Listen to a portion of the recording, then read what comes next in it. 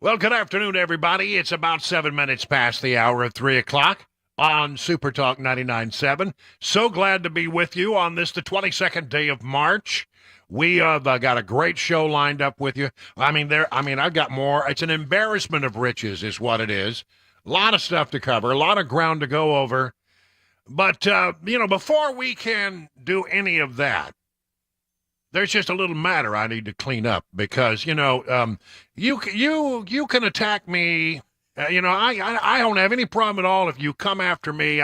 I'm in the world of talk radio, and if I throw punches and you can come after me, but I'm telling you, it's a different standard when you come after somebody's dog. Here we go. Oh, Matt boy. Murphy has dissing my dog and the breed of dog that is, by the way, the number one most popular dog in all of America simply because it has the name French attached to it. And number one, that's just wrong. And listen, Matt, I'll give you a chance to defend yourself, but you've hurt the feelings of me and many Frenchy owners around the country by dissing what is a great breed of dog. And I know you're a dog lover. Well, I am a dog lover, Brian, and I would never look. Your feelings are of no concern to me. But I would never want to hurt the feelings of your beautiful cabana wife, nor Grogu. So as long as you don't tell either of those two people what I said, I think we're all good. It's too late because she's got us on, in their little workplace where she works. She's got it on, and I just want to mention to you, I take these things with a grain of salt. No harm, no foul. I understand it's all, but she will not take this well, and I note on my calendar here that very soon you and the Mrs. are coming to dinner at my house at Stately Wilson Manor. I don't know if you been informed by your wife of that. I have been told by she who I love above all others that yes, that's right. We are. Yeah. So just remember, she's cooking dinner, and so I need to be a special. I need to maybe I need to bring something, an item that would be something of a reparation. Yeah, between myself, Grogu, and Dawn. I think that would be in order. Maybe I could bring you a Labrador Retriever puppy. No, that's not what we need at our house. but just remember, you might want to bring a taste tester to the meal. That's all I'm saying. Okay. I surrender, Brian. All right. Much like Matt. the French, I surrender. Oh, okay. As long as you can denigrate the French, but you should never denigrate a French bulldog. All right, Matt. I'll let you run because I got a lot of stuff to cover. See you, brother. You ready? Yeah. All right, bye. All right, let's talk a little bit about what's going on with Trump and Trump world and this whole case that Donald Trump describes as the Stormy Horseface Daniels extortion plot. That's what he calls it. The Stormy Horseface Daniels extortion plot. Well, what's going on with that? Well, it appears that the thing is on hold. And they were supposed to meet today, and many thought that there would be a vote on a potential indictment. And then members of the grand jury apparently were told, do not come because, they weren't really given a reason. They said, no, we don't need you today. And they're on standby for tomorrow. What is going on here? I think what's happening is that the Manhattan District Attorney, whose name is Alvin Bragg, is seeing his case just fall apart on him. And I'm going to put together for you what I think is going on behind the scenes. You have to dig back into documents that go back to 2018 and 2019 to completely understand this. But here's the headline. This Fox News.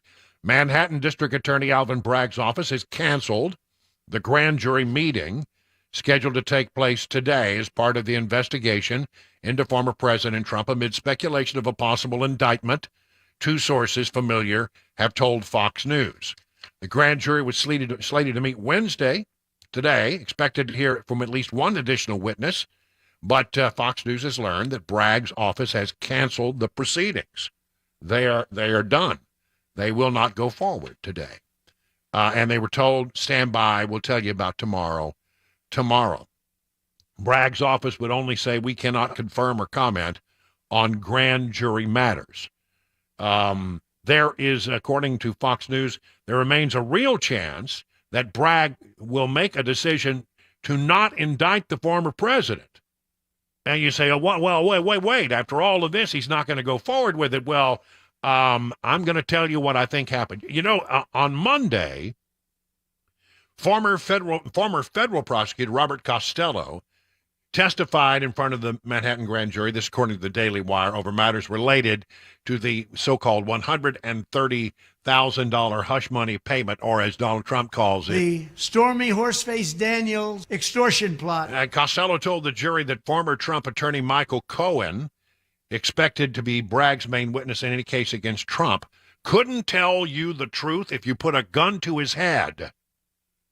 Well, I mean, and he went on apparently to then, we believe, go back over memos dating back to when this thing first came up in 2018 and 2019.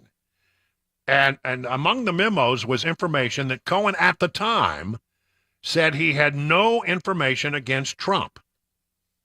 Costello, former federal prosecutor representing famous clients like George Steinbrenner, Leona Helmsley, Rudy Giuliani, and Steve Bannon, told Just the News on Tuesday he provided Manhattan District Attorney Alvin Bragg's office with more than 300 pages of emails, memos, texts chronicling his dealings with Cohen.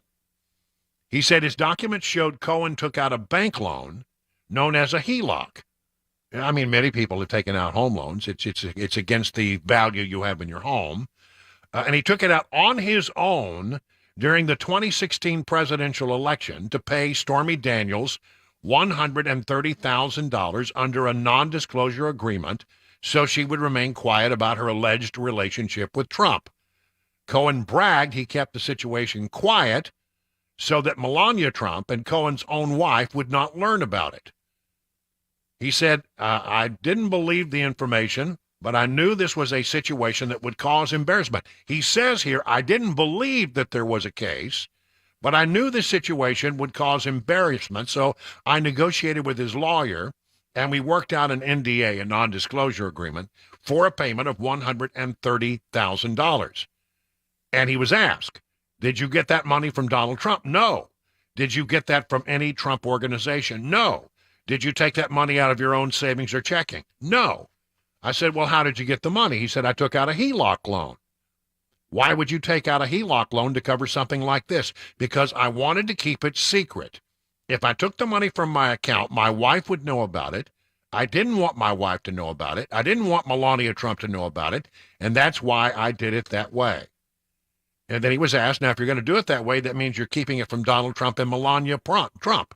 Costello added, summarizing the story he offered grand juries and Manhattan prosecutors. That's right.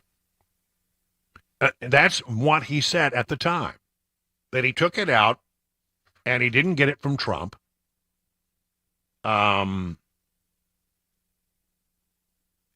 there you go. I mean, that pretty much puts a hole in this whole grand jury case. And again, I remember, this story, when it was coming out, I remember these details coming out, that he had done it. He'd taken out a loan. He paid it. He didn't talk to Trump. He did it on his own because he thought it would be embarrassing. He didn't believe the story, he said. I didn't believe the story, but I felt like I needed to do this as his attorney and fixer.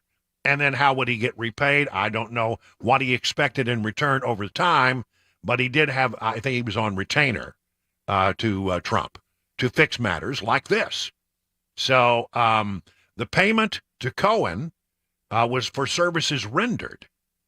And Cohen apparently on his own took out the loan for $130,000. And there was an NDA, a non-disclosure agreement, which apparently Stormy Daniels has violated, that this goes on. And again, he said at the time, I didn't believe the allegations were true, but I knew it would be embarrassing. Look, when you talk about people who are millionaires or billionaires, you're talking about people, this is nuisance money. This is... there's no upside in letting this thing go forward. There's nothing to it. She's just looking for a little nuisance money, and that's essentially what it was. It was, yeah, we're not agreeing that you did that anything was done.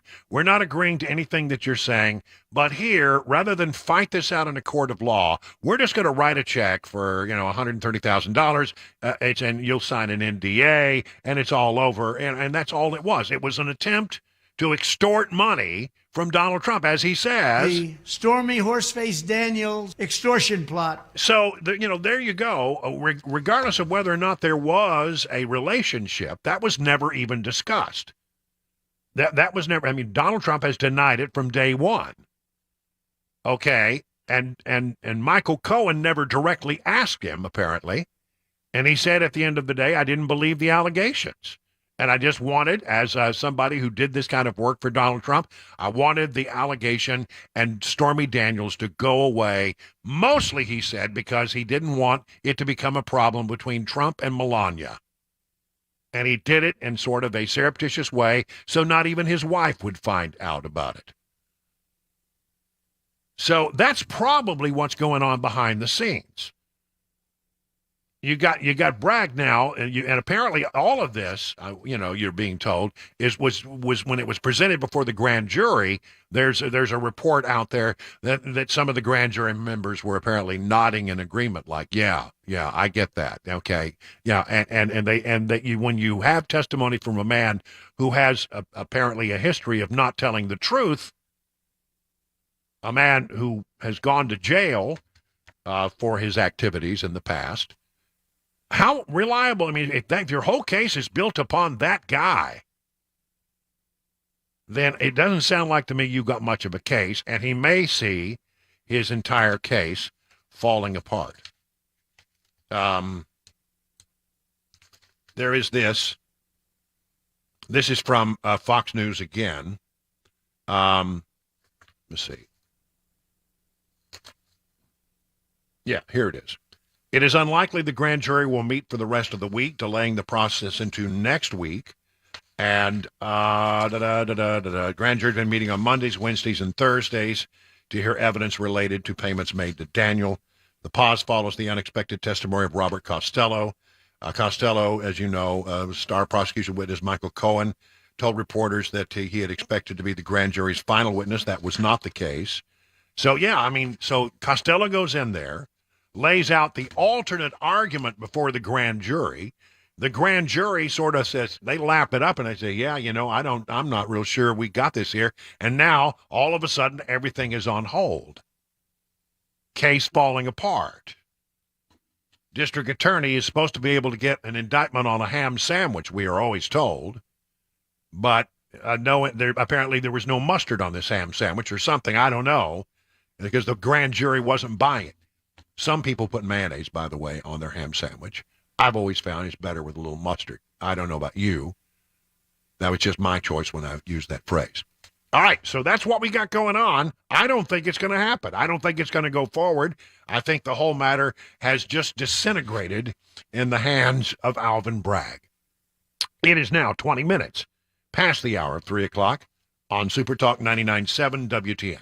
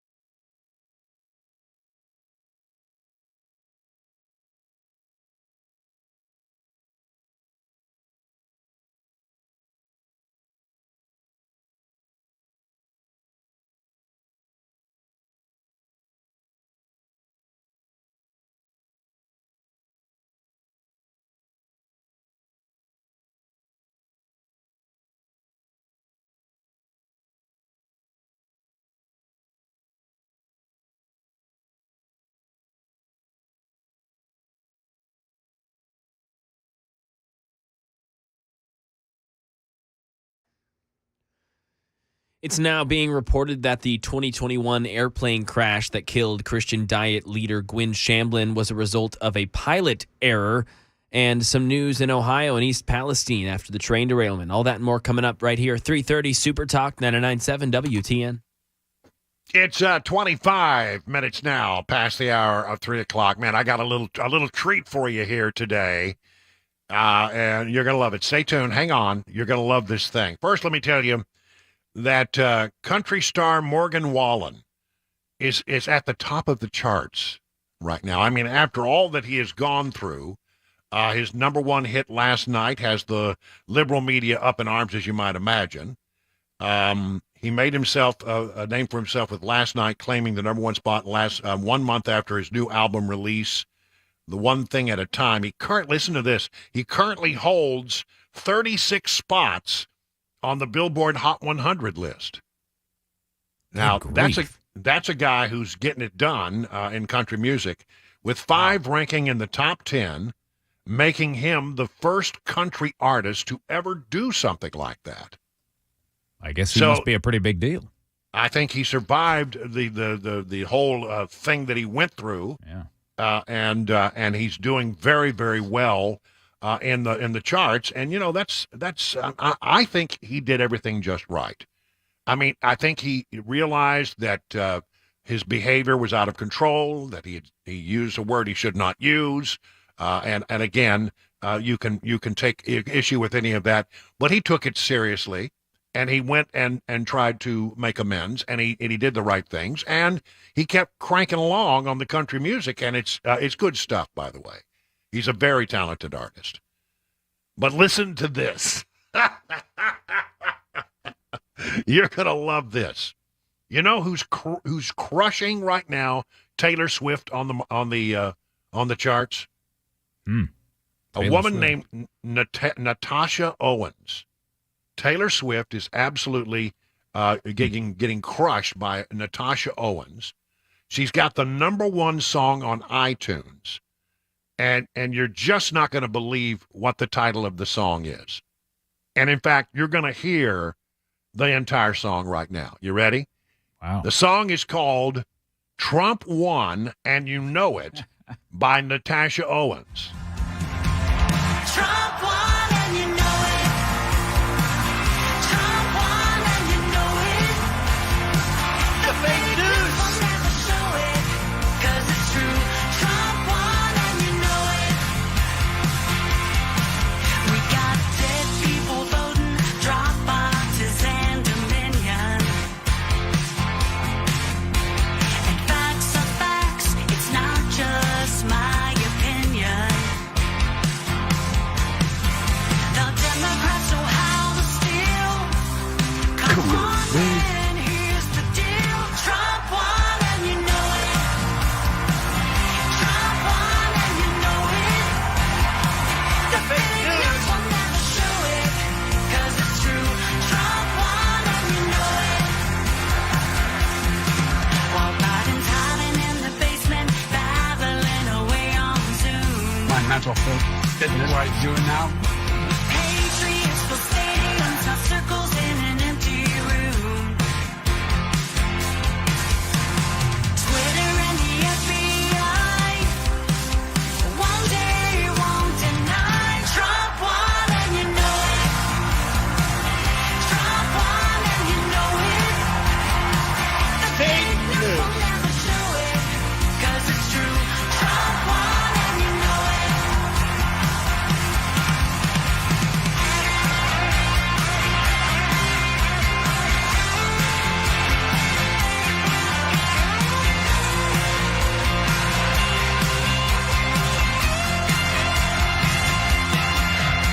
The thing about truth, time is always gonna tell. Votes in Fulton County were counted more than once. I bet he took New York and carried California as well. He's done it twice before, and he's gonna win again for the third time in 2024. Trump won and you know it. Trump won and you know it. It's true. Trump won and you know it. Trump won and you know it. If there's a line, they're gonna show it. It's true. Trump won and you know it. I know it, you know it, we know it, they know it. Everybody knows Trump won.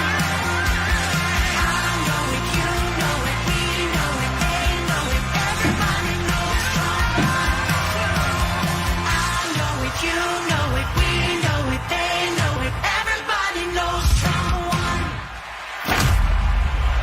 That is Natasha Owens, and it's #1 at the top of the iTunes charts right now. And that sound that you hear is the sound of liberal heads exploding. And by the way, if you want to see the music video, there's a link to it at the very top of yourfarm.com today. That's URFARB.com. It'll take you to the music video, which I think you may enjoy. And on that note, it is 30 minutes now past the hour of 3 o'clock on SuperTalk.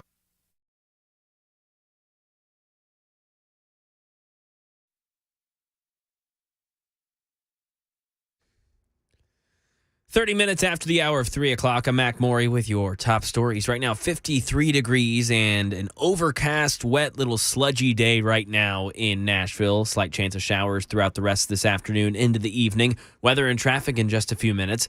Some breaking news from Channel 5. The airplane crash in May of 2021 that killed Christian Diet leader Gwen Shamblin, her husband, and 5 children was a result of a pilot error. This comes from the final report from the National Transportation Safety Board. The report states the pilot more than likely thought the airplane gaining airspeed meant the plane was pitching up, when really it was descending. The report goes on to say that this happened due to spatial disorientation from the pilot. So when that left turn came as they were heading downward, that pilot was not able to recover in time. All of the passengers were members of Shamblin's Brentwood-based Remnant Fellowship. Norfolk Southern CEO Alan Shaw, who came before the Senate today, has offered some support for the bipartisan Senate bill on railway safety. M. Nguyen has more from the nation's capital. Witnesses came before a Senate committee regarding Norfolk Southern's safety record after a series of incidents, including the February train derailment, where a toxic spill impacted the East Palestine, Ohio community. Norfolk Southern CEO Alan Shaw said his company supports parts of a bipartisan Senate bill on railway safety, which includes more funding to train emergency crews and more regular scheduled inspections. Meanwhile, Norfolk Southern is also facing a lawsuit by Ohio and has said it is looking into developing 3 new programs to help residents with any long-term medical costs they incur. And that is the latest news. Weather's next. I'm Mac Maury, WTN News.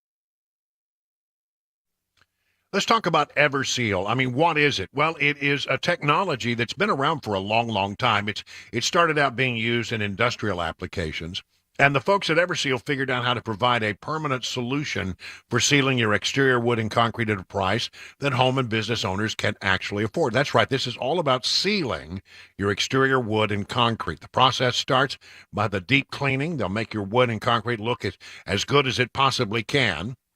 And then they apply their patented seal. It will absorb all the way through to become a permanent part of your wood or concrete and will prevent any further deterioration, they say, for in the next 30 to 50 years.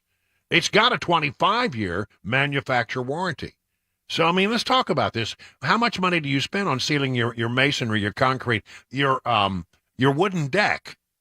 That's right. How much? Oh, just think about it in 1 year's term. How about 10 years? How about 25 years? You see, the idea is with Everseal, you do it one time and you forget it. You're done. So if that sounds like something you would be interested in, I can't imagine why you wouldn't, why not reach out to Steve Nelson and the team over at Everseal? Here's the number, 1-844-EVER-USA. That's EVER-USA. Or go to ever-seal.com. Hi, I'm Paul Winkler. We know that diversification is an important part of the investing process, but how do you reduce risk of a portfolio through diversification? Well, you use correlations. Now think of bathing suit sales and suntan oil sales. They tend to move together, right? Think of bathing suit sales versus winter coat sales. More dissimilar movement, and that's the idea. But why is diversification so important? Well, think about it this way. Everybody would like to have this happen with their investments. They just go straight up. But what we know is this is really what tends to happen. Markets may go way up and then down, or down then way up. Now let's say if we isolate parts of that curve right there, and the first curve right there, and the second curve right there. If you're putting money away for retirement, every time you put money in, if this is what's going on, you're buying more shares. Then just before you retire, the market goes up, you're really happy. If, on the other hand, you keep paying a higher and higher price and then the market goes down, you're really sad. And we can't choose what's going to happen with the market next. But what we can do is what we know through academic research, and there are Nobel Prizes awarded for this, is we can look for things that tend to move in dissimilar fashion. And what happens when we do that, we can reduce the volatility of the portfolio, hence bringing those curves in. Now that's the idea. Now, if you want to learn more about our approach to investing and financial planning, go to paulwinkler.com and set up a free 15-minute phone call. Or you can call 615-851-1950.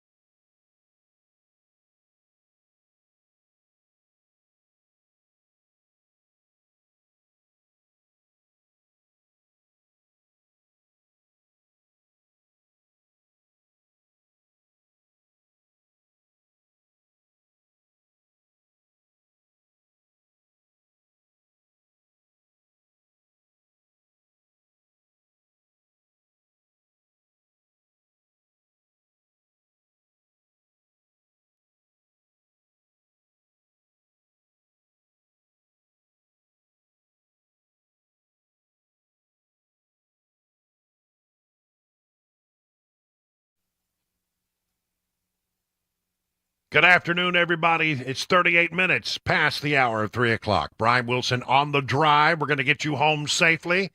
Make sure you got some information and news that you can use. And then you can, maybe when you sit down to dinner, you will stun, shock, and amaze people with the knowledge that you have gained. And you don't even have to give me credit. I don't care. All right. So, remember when we had supply chain problems and we couldn't get things during, COVID, and it took a long time for that. So, I mean, you couldn't find anything that you wanted. Everywhere you went, it said, well, I'm sorry, due to a worldwide shortage of this, that, or the other, we cannot supply you with that. I don't know I still have a couple of things I've been trying to get forever. And they just can't get the parts out of it. But I think most of that stuff has sort of worked its way through, and the supply chain has sort of become more reliable, or has it? From townhall.com.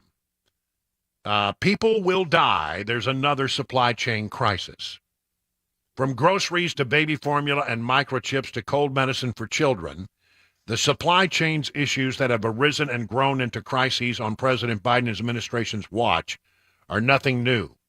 But worsening shortages in the supply of drugs used to treat cancers are a dire warning, drawing dire warnings from medical professionals and those who rely on such medical interventions to save lives. According to the American Society of Health System Pharmacists, shortages of critical drugs are the worst they have been in a decade due to quality control issues, selected plant closures, and other manufacturing woes that have seen oncology drugs hit particularly hard in recent months. People will die from shortages for sure, came another stark warning from the University of Alabama's Jonathan McConaughey at the Wall Street Journal. In the Wall Street Journal. Among the medicines running critically low, I can't even begin to go through some of these names, but they're basically chemotherapy drugs, methotrexate, cisplatin, fluorosil, already pluvicito, a life-extending drug used in cases of metastatic prostate cancer, has run out and won't be available to patients for months.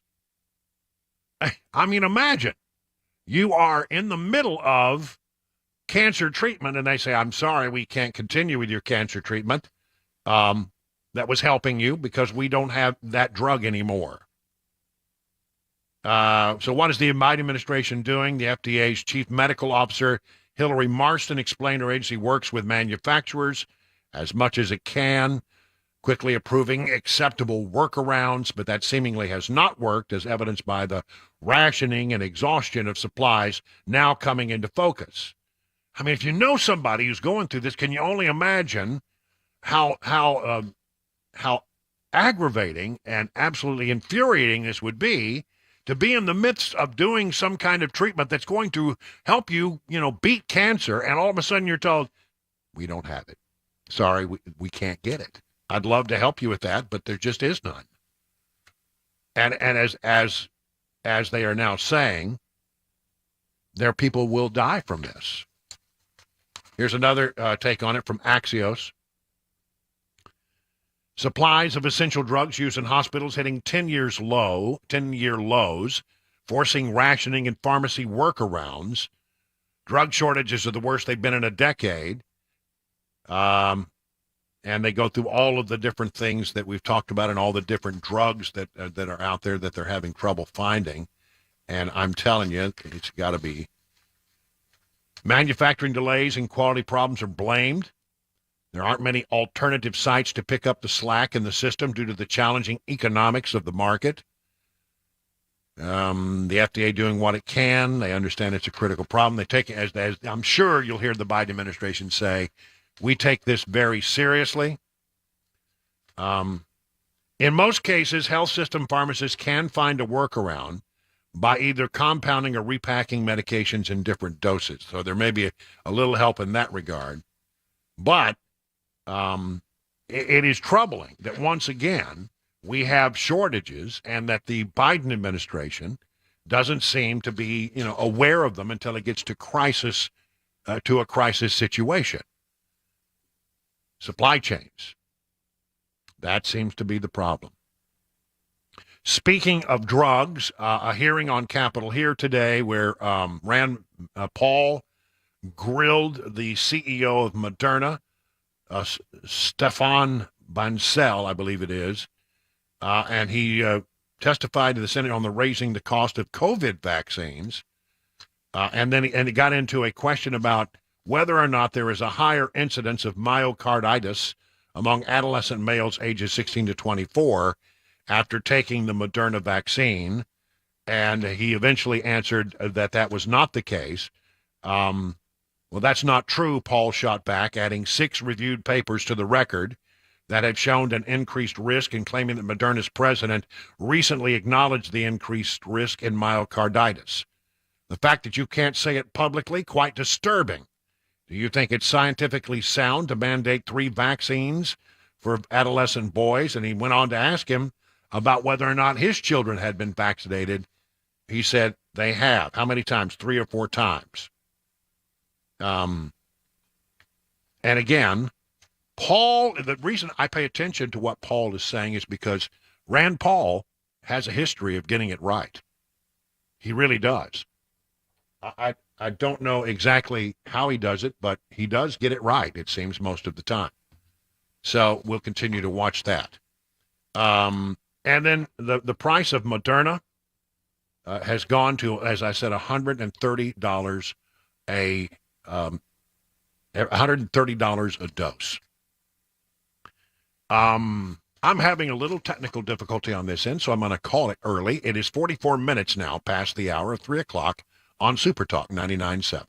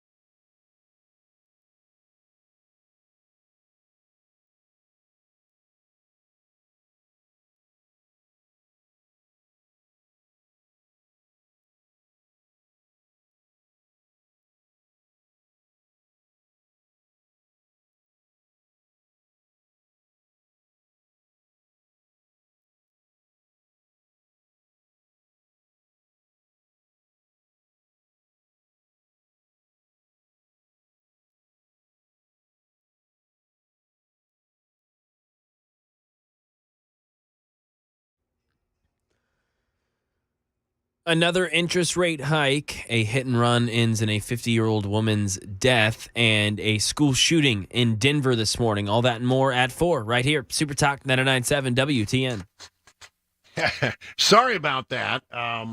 Had to go to that break a little early because I looked up and all of my computer screens went dark. Oh, yeah, that's scary. It's like That's not good. I mean, I had these sound bites that I was going to play with regard to that. I'll play them here now, but I mean, you look up and I can't play that because I don't know where it is. I can't see it. So as it turns out, I put my best people on it, and everything seems to be okay now. Best people. I am my best person in this particular case. No, it's just it's like imagine flying a plane and then all of your instruments go out. Yeah, and you can't see anything out the Right. windshield. And I couldn't see you. I couldn't see. Oh, that's true. Yeah, I couldn't see Mac. I couldn't see anything. It just black screens. Anyway, I wanted to make sure I was still on the air. I didn't know for sure.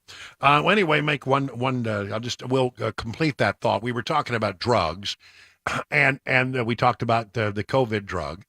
There's one other sort of ancillary story, or a story that's connected to that in the swamp right now, and it is, of course, the ongoing desire to get the documents about the origins of COVID.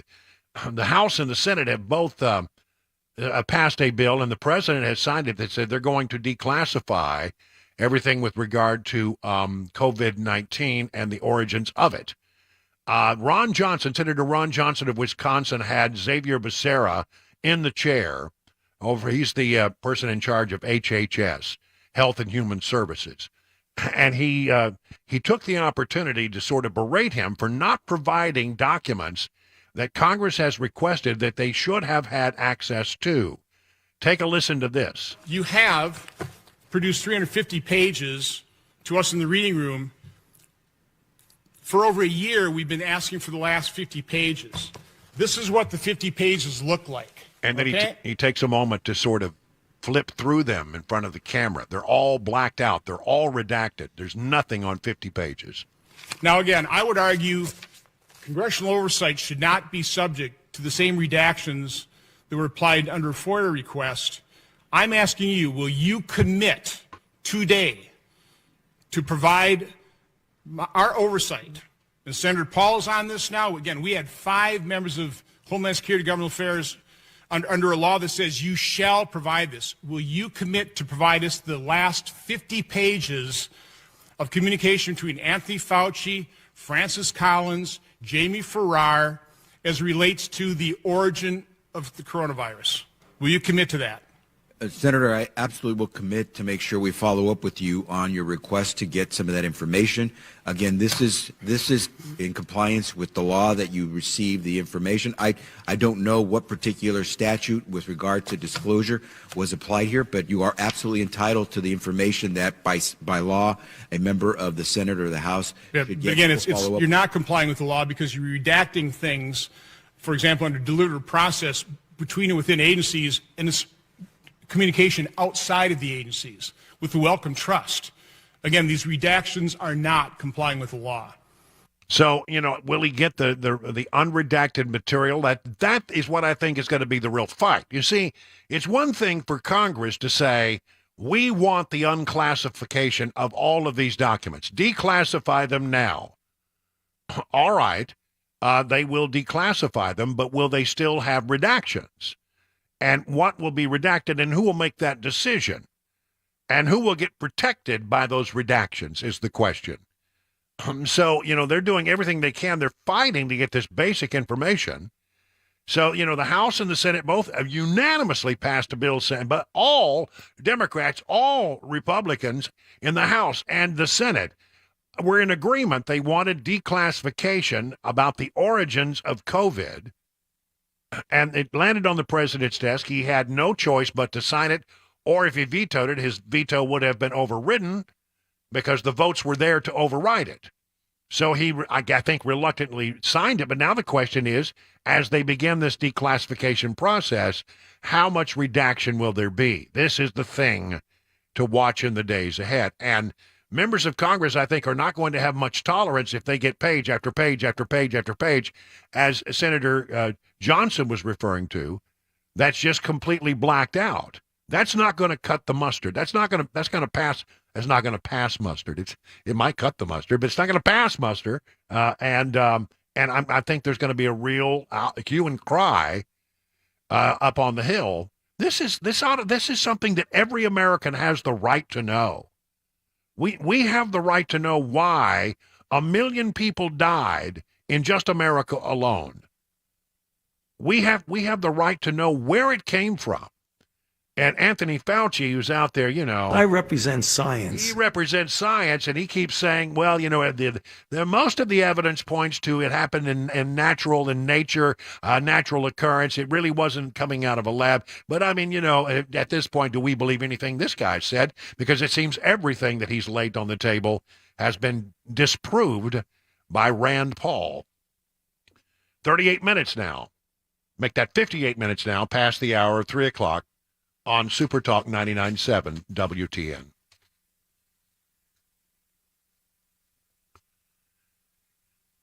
All right, let's talk about Grace Point. It delivers medicine affordably over to healthcare. Grace Point Healthcare delivers medicine affordably at menu-style pricing. That's the whole goal here, so that you'll know how much it will cost before the care is delivered.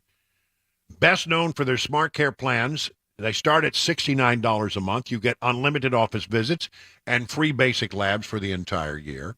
They have some sort of upgraded smart care plans where you can even work in a couple of home visits a year if that's important to you. And because they treat the whole family and even newborns, they offer their family plans as well. In conjunction with a high deductible insurance plan to save you and your family hundreds of dollars. Now, you've heard me say this before. It's true, though. Grace Point, they take their time with each patient. They see you the same or next day. There's no long wait times or crowded wait rooms. They treat naturally whenever possible, and it is a military vet-owned practice. Just some of the reasons why it's been voted the best primary care provider by Toast of Music City year after year after year. Grace Point Healthcare is on Main Street in Franklin. Call 599-6868, 599-6868 to schedule a visit.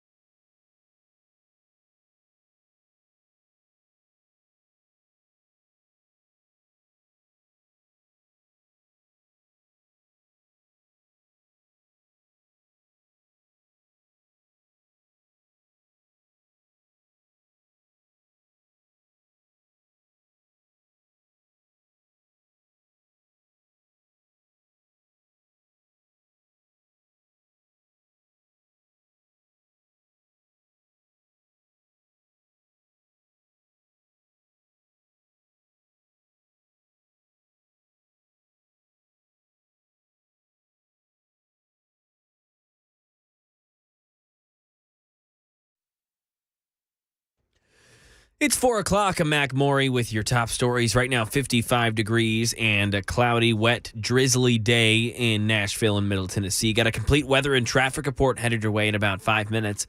The Federal Reserve not only raised interest rates again today, but it also gave an update on the latest string of major bank failures. Andy Field gives us the details. The Fed chair saying tighten your seatbelt while they keep trying to slam the brakes on high prices. The process of getting inflation back down to 2% has a long way to go and is likely to be bumpy. Fed Chair Jerome Powell saying low employment and stubbornly high prices is why they've hiked interest rates 9 times since last March. He's hoping they won't have to go higher than 5% before cutting rates again.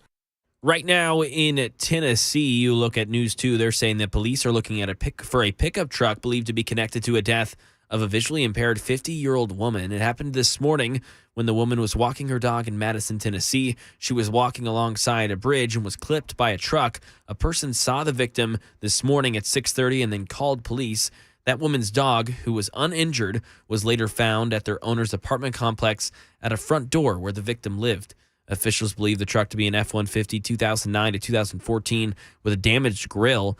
Officials found parts of the chrome grill on the road, and so they are assuming the rest of that grill will be damaged. In Colorado, two school administrators injured in a shooting at East High School in Denver this morning. Denver Mayor Michael Hancock says paramedics were inside the school and started helping the two faculty members immediately. Denver Police Chief Ron Thomas says the suspect, a male student at the school, was involved in a safety plan where he had to be patted down and searched in a front office before school each day. Thomas saying this happened every day for a while without any issues, but today that student pulled out a firearm and shot and injured the two deans. The suspect fled the scene and is said to be on the loose, though Chief Thomas says they know who he is. My understanding is that the weapon has not been recovered, but again, we do know who the individual is. We do know where they live, but we are familiar with associates of this individual, and so we do believe we will be successful in finding that individual and that weapon very soon. Paramedics were in the building when the shooting occurred, and they were able to immediately begin to administer support and treatment to the individuals who were wounded. And that may play a huge role in the ultimate recovery of those two administrators. Florida's governor is pushing to expand the controversial parental rights in education, or more popularly coined as the Don't Say Gay law. Derek Dennis reports. Governor Ron DeSantis wants to add on to his state's Don't Say Gay legislation, which bans classroom instruction on sexual orientation and gender identity from kindergarten through third grade. The new proposal would expand the ban to all grades unless required under existing state standards or as part of a sex education course that would be chosen as an elective. Critics have opposed the initial ban, saying it marginalizes the LGBTQ community and plays politics with young people. A vote by the State Board of Education is expected next month.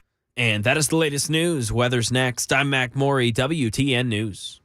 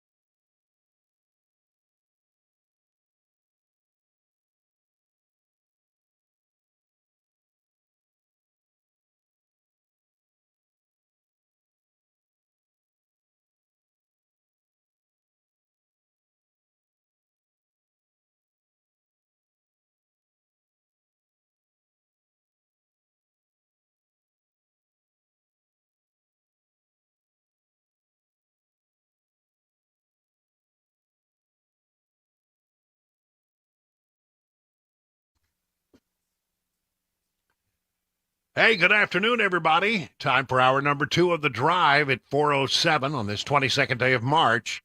I'm so glad that you're here with us. I mean to tell you, sort of a rainy, sort of gray, drizzle day. But, you know, we're in spring now, so we're expecting any day that the lamb will arrive and we'll get rid of the lion. Because we are almost, well, we're just, 8, 9 days from the end of March. Yeah, I'm not. You're not holding your breath, are you? I opened my mouth, I think, the other day, and I shouldn't have, saying that. I think it's over with. I think we're done. No, you should never have done that. Yeah, and anybody, if you're upset about the fact that spring seems to be arriving late, send your cards and letters to Chris Weber, care of. No, I won't do that to you. I because I had my little technical glitch, had a hitch in our get along here. What does that mean? And I need to catch up on this and give you a quick information about the markets. Markets were down 530 points today. Dow Jones Industrial's down 530. That's 1.6%. The S&P was down 1.65%, 65 points. The NASDAQ was down about 1.6%, about 190 points. Really quickly, oil is up slightly. The price, though, overall of a barrel of oil is coming down, I think, out of concern that the economy is slowing and the demand for oil will not be as great as expected. Gold up $32 an ounce. An ounce of gold now selling for $1,973. And crypto down $700 today. Bitcoin down $700. It was above the 28,000 mark, now at 27,482. Brought to you by Beacon Capital Management. Learn more at Beacon CM. Oh, yes, the Fed raised the interest rates by a quarter point, and they still have not gotten a hold on inflation, somewhere around, 6% now, and they want it to get to 2%. So a little room still to go. I want to do this story. It's a woke world after all. Yes, it is. It's a woke world after all. It's a woke world after all. It's a woke world. Well, I think we can all agree it's a woke world. Oh, they're not done. No, yes, they are.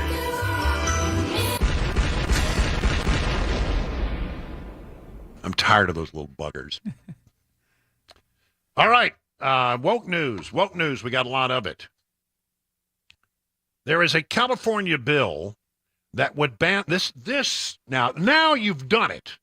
Now you've really gone out and you've reached that level where I have to say enough is enough here. California bill would ban the sale of Skittles and hot tamales. Wait a minute now. I mean, honestly. These are the vestiges of my youth. I love hot tamales. I was raised on Skittles, and I love me some hot tamales. Same. Yeah, they're good stuff, aren't they? I mean, how can you not have Skittles and hot tamales? Also, they're banning the sale of Double Bubble twist gum. Oh. I mean, wow. Again, raised on Double Bubble. I'm not making this. Is the California bill that would ban the sale of Skittles, hot tamale candies, Double Bubble twist gum, because they believe that they are toxic and dangerous.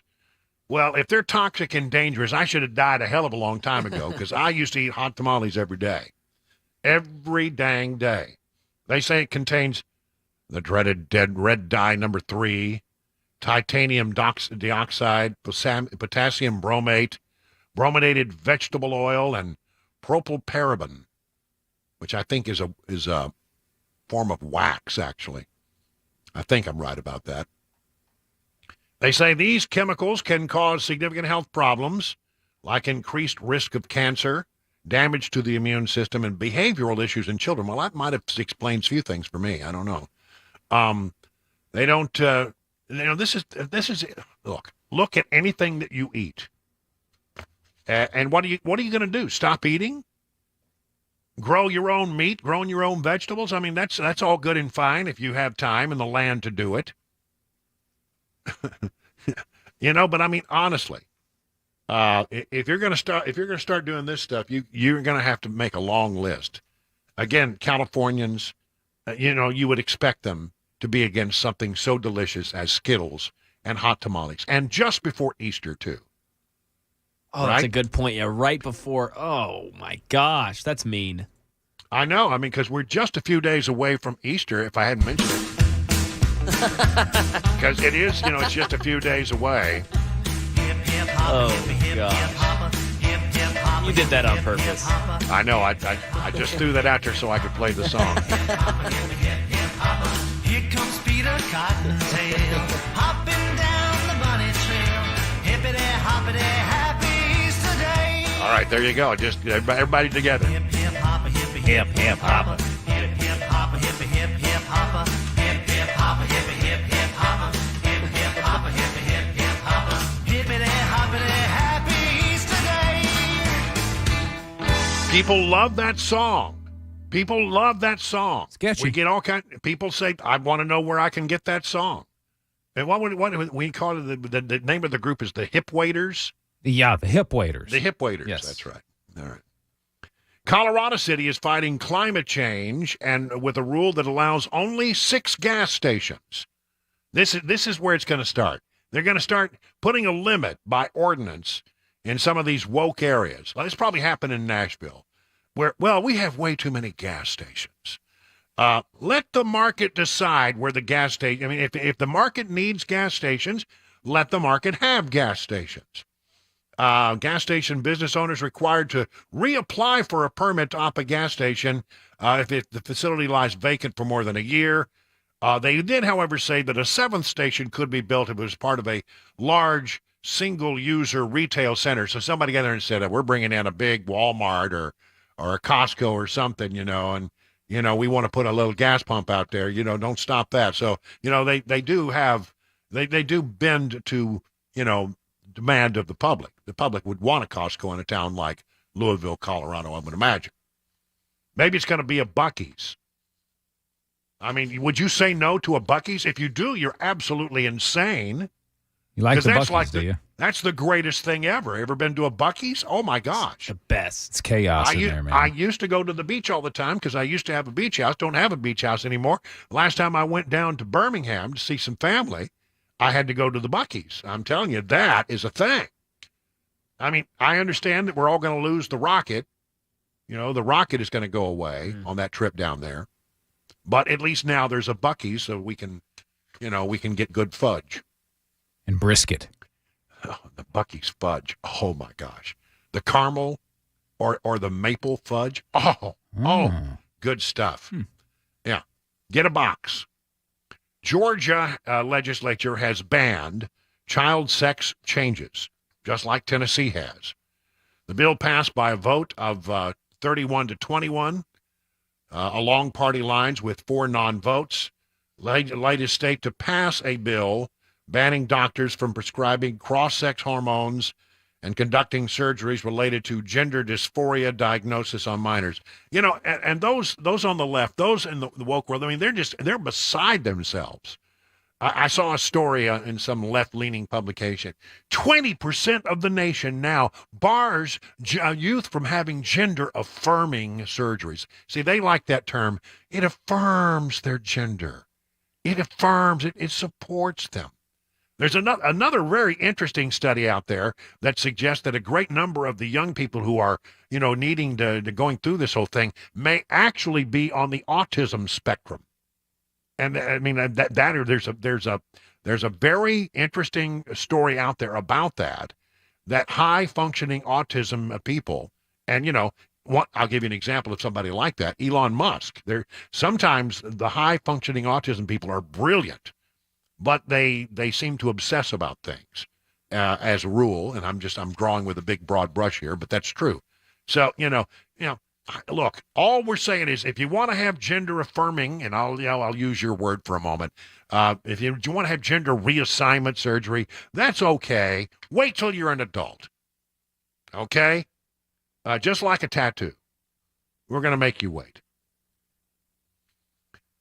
Republicans introduced bills up on the House and the Senate to prevent the Biden administration from banning your gas stove. Thank goodness there are people out there looking out for your gas stove. You see, now first of all, they said, we're gonna have to, shut down. We're going to ban gas stoves. And then you say the word ban gas stoves, and cooks everywhere went into apoplexy. I mean, they just went crazy. No, you can't ban my gas stove. And then they said, no, we're not going to ban it. We misspoke. And then when they came back in and they put in a bunch of rules saying we're going to make them more efficient, which means that about 96% of the gas stoves now on the market would not meet the new standards and would not be eligible for sale. I'm telling you right now, if you're smart, you'll go and you want a gas stove, you'll go order one now. Because I think there's going to come a time in the not too distant future where you can't get one if the Democrats have their way. I don't think the Republicans are going to allow it. Kelly Armstrong and Representative Debbie Lesko of Arizona, in response to the Biden administration's two-pronged push to ban gas stoves, it might go to the House floor for a vote later this year, called Save Our Gas Stoves Act. Keep an eye on that, because they are absolutely on it here. The pieces of legislation would prohibit the Consumer Product Safety Commission from using federal funding to implement any regulation that would classify gas stoves as prohibited dangerous products under current law. Inflation is hurting everyone. We have a crisis at our southern border. North Dakotans are worried about being able to provide for their families. What is the Biden administration focused on? Controlling the kind of stoves that Americans use. Do not mess with our stoves. I mean, you've already screwed up toilets. You've already, don't get me started on that. Washing machines, not near as efficient and as effective as they used to be. Shower heads. Dishwashers. Every time they mess with something, it gets worse and less effective. I do everything I can to circumvent the wokeness that they've put into our appliances. I took a drill, and I drilled that sucker out, that shower head. Yeah. That'll show it. That'll show you. That little restrictor, it's gone, man. I put a drill bit down in, and I just drilled it out of there. Now, plenty pressure. Like a fire hose now, huh? Yeah, man, I'm telling you, it's the kind of shower you want to take. 20 minutes now past the hour of 4 o'clock on Super Talk 99.7 WTN.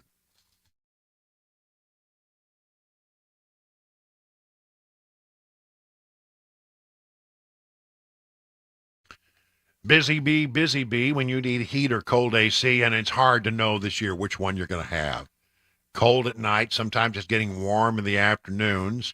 And then in your plumbing systems, they can go out anytime. We've had some plumbing systems that go out because of the cold weather we've had of late, right? Well, whatever you need, just call the folks at Busy Bee, 615-775-7833. They'll buzz over to your hive and get you up and running, right? You're not going to find a better value on HVAC and plumbing replacement systems if that's what is needed. 12 months, same as cash. Please consider becoming a member of the Beehive Club. I think you'll love it. It works this way. You get 3 thorough maintenance services on your systems, one aimed at heating, one aimed at cooling, one aimed at plumbing. No overtime charges 24/7 and 10% off all repairs. So Busy Bee Plumbing, Heating, and Cooling is your official Rude Pro partner. For satisfaction guaranteed, call Busy Bee Plumbing, Heating, and Cooling at 775-7833 online at busybeehvac.com.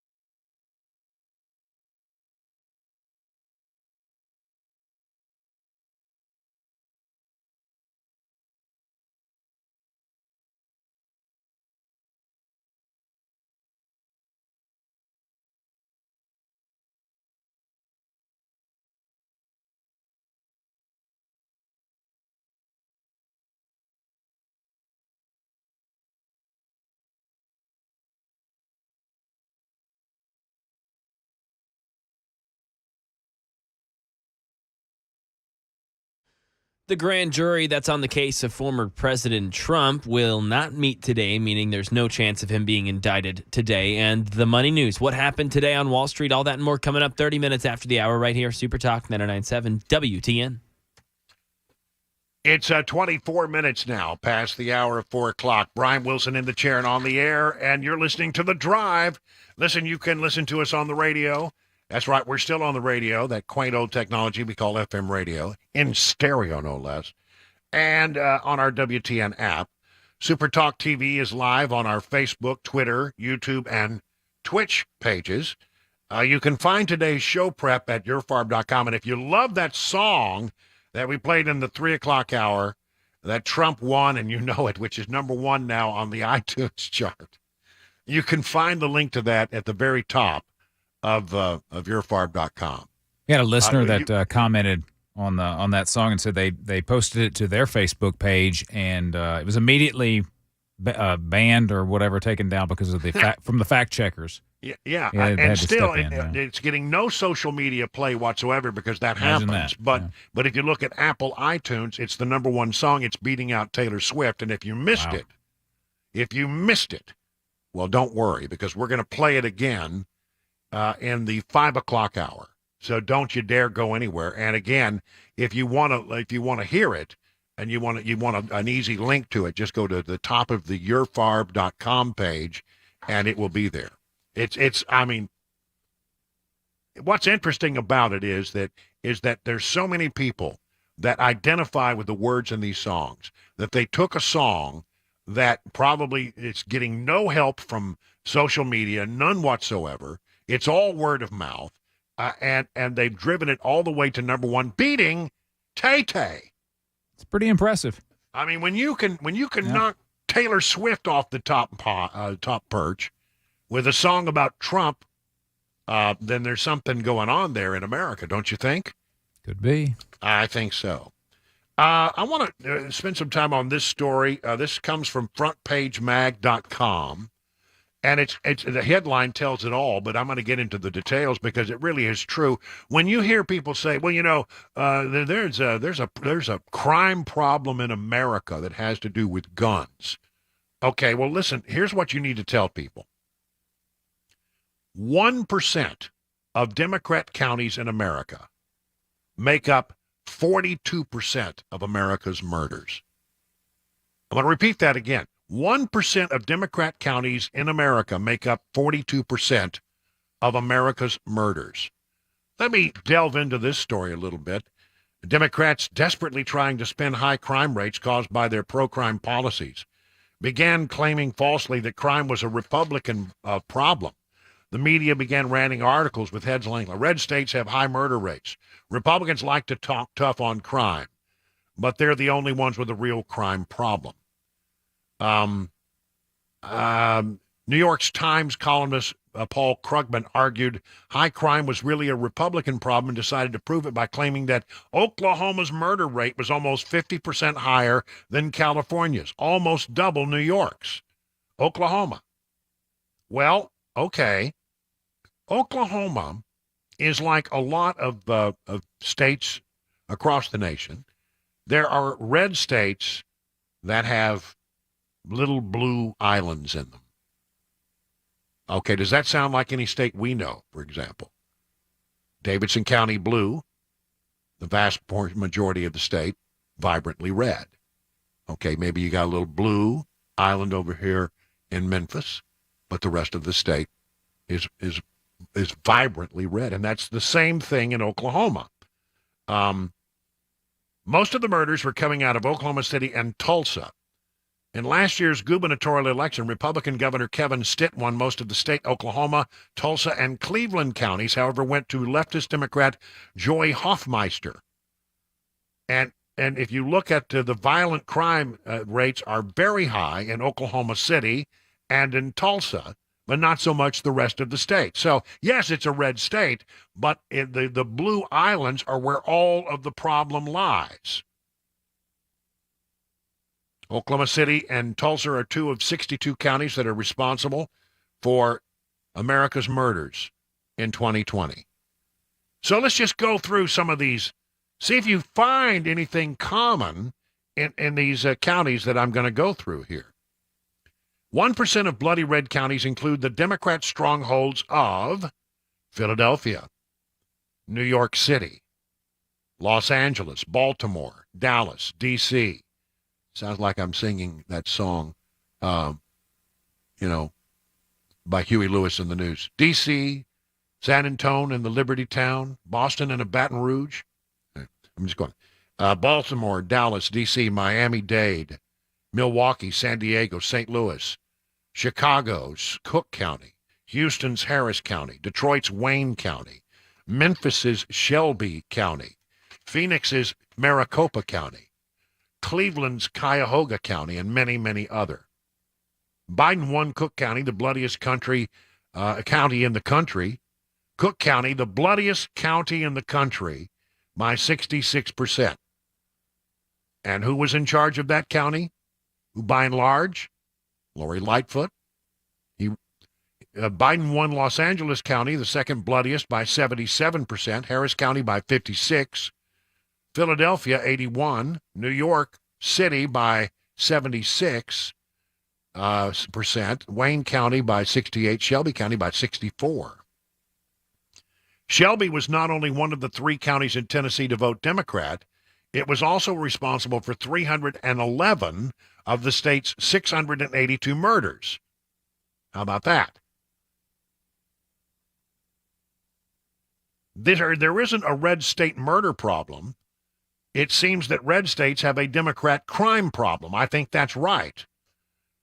The study showed that while 2% of counties populated by Democrats were responsible for 56% of the country's murders, 52% of the counties had no murders, and 68% of counties had at most one murder. Those numbers clearly show that America is not a violent country. We do not have a crime problem. The gun culture is not the issue. The crime culture in Democrat cities is the issue. Oh my gosh, hold on.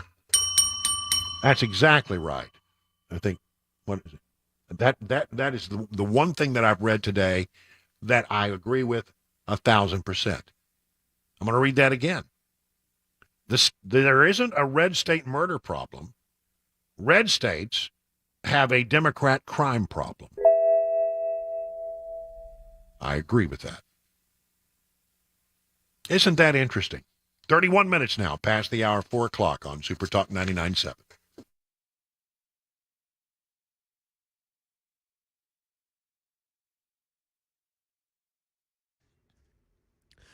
4:31, I'm Mac Maury with your top stories. 57 degrees, a cloudy, dreary day in Nashville. Weather and traffic coming up in just a few minutes.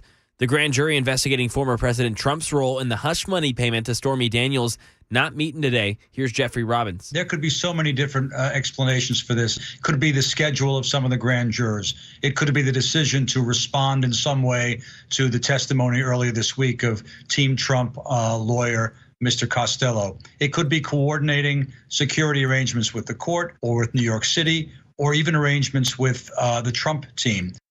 Over to the money news, Daria Albinger. From ABC News, Wall Street now stocks plunged heading into the close on the latest news from the Federal Reserve. The Dow closed down 530 points, the Nasdaq fell 190, and the S&P gave up 66, all three indices off more than 1.5%. Some economists had predicted the Fed would pause its interest rate hikes due to the banking crisis, while others said the central bank would move ahead with a half-point increase. Instead, the Fed raising interest rates 0.25%, indicating that inflation is still too high, but also acknowledging that it will keep the banking sector's health in mind in the months to come. TikTok is ramping up a public relations campaign to fend off the possibility of a nationwide ban by the Biden administration. Dozens of TikTok creators were on Capitol Hill lobbying in favor of the platform a day before the CEO of the company is set to testify before lawmakers. And we've got some breaking news from Fox. This is about East High School in Denver, Colorado. There were 2 administrators shot by a student there today. No other students, no one else was hurt. Those 2 are now in a hospital. They're on a manhunt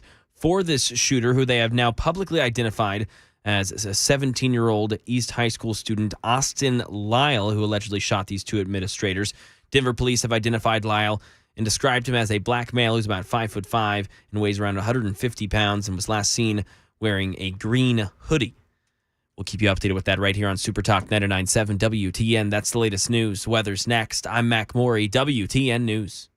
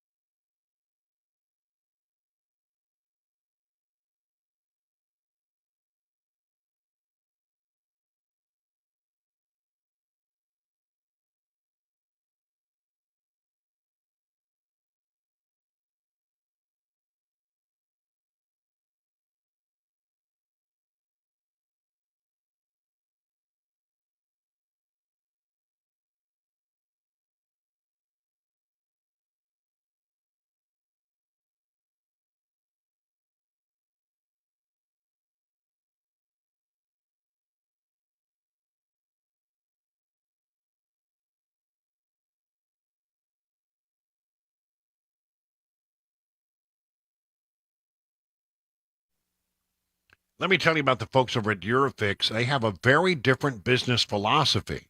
They staff all their locations with more staff than the average auto repair shop, just so they can be ready when your emergency pops up out of nowhere. I mean, have you ever noticed how hard it can be to get a right now appointment for vehicle repair? Some dealers, you can wait more than 2 weeks just to get an appointment, but not at Eurofix. Eurofix has been offering quality repairs that beat the dealer without dealer pricing since 1999, plus a 3-year nationwide warranty and the staff to fix your car right now. If you're tired of waiting forever to get your car into the shop, why don't you call the folks at Eurofix? Owner Aaron Stokes says, "We will never be too busy for our customers. We are here to take their pain away and take it away now." Eurofix repairs all European cars. Eurofix says yes to speedy repairs when others can't or just won't. Family owned for 24 years. Call 844-EUROFIX. That's 844-EUROFIX, or visit myEurofix.com.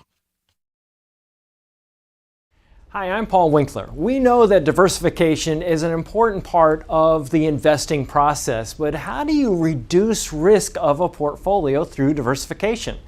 Well, you use correlations. Now think of bathing suit sales and suntan oil sales. They tend to move together, right? Think of bathing suit sales versus winter coat sales. More dissimilar movement, and that's the idea. But why is diversification so important? Well, think about it this way. Everybody would like to have this happen with their investments. They just go straight up. But what we know is this is really what tends to happen. Markets may go way up and then down, or down then way up. Now let's say if we isolate parts of that curve right there, and the first curve right there, and the second curve right there. If you're putting money away for retirement, every time you put money in, if this is what's going on, you're buying more shares. Then just before you retire, the market goes up, you're really happy. If, on the other hand, you keep paying a higher and higher price and then the market goes down, you're really sad. And we can't choose what's going to happen with the market next. But what we can do is what we know through academic research, and there are Nobel Prizes awarded for this, is we can look for things that tend to move in dissimilar fashion. And what happens when we do that, we can reduce the volatility of the portfolio, hence bringing those curves in. Now that's the idea. Now if you want to learn more about our approach to investing and financial planning, go to paulwinkler.com and set up a free 15-minute phone call. Or you can call 615-851-1950.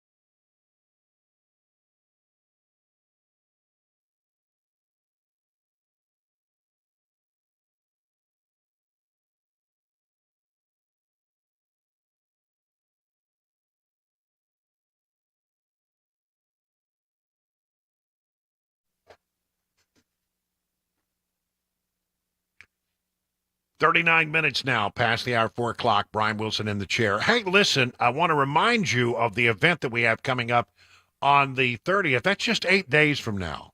And it's going to be a heck of a deal in Murfreesboro. We haven't been together with our folks in Murfreesboro or in that area for some time now. And it's going to be, all the hosts will be there.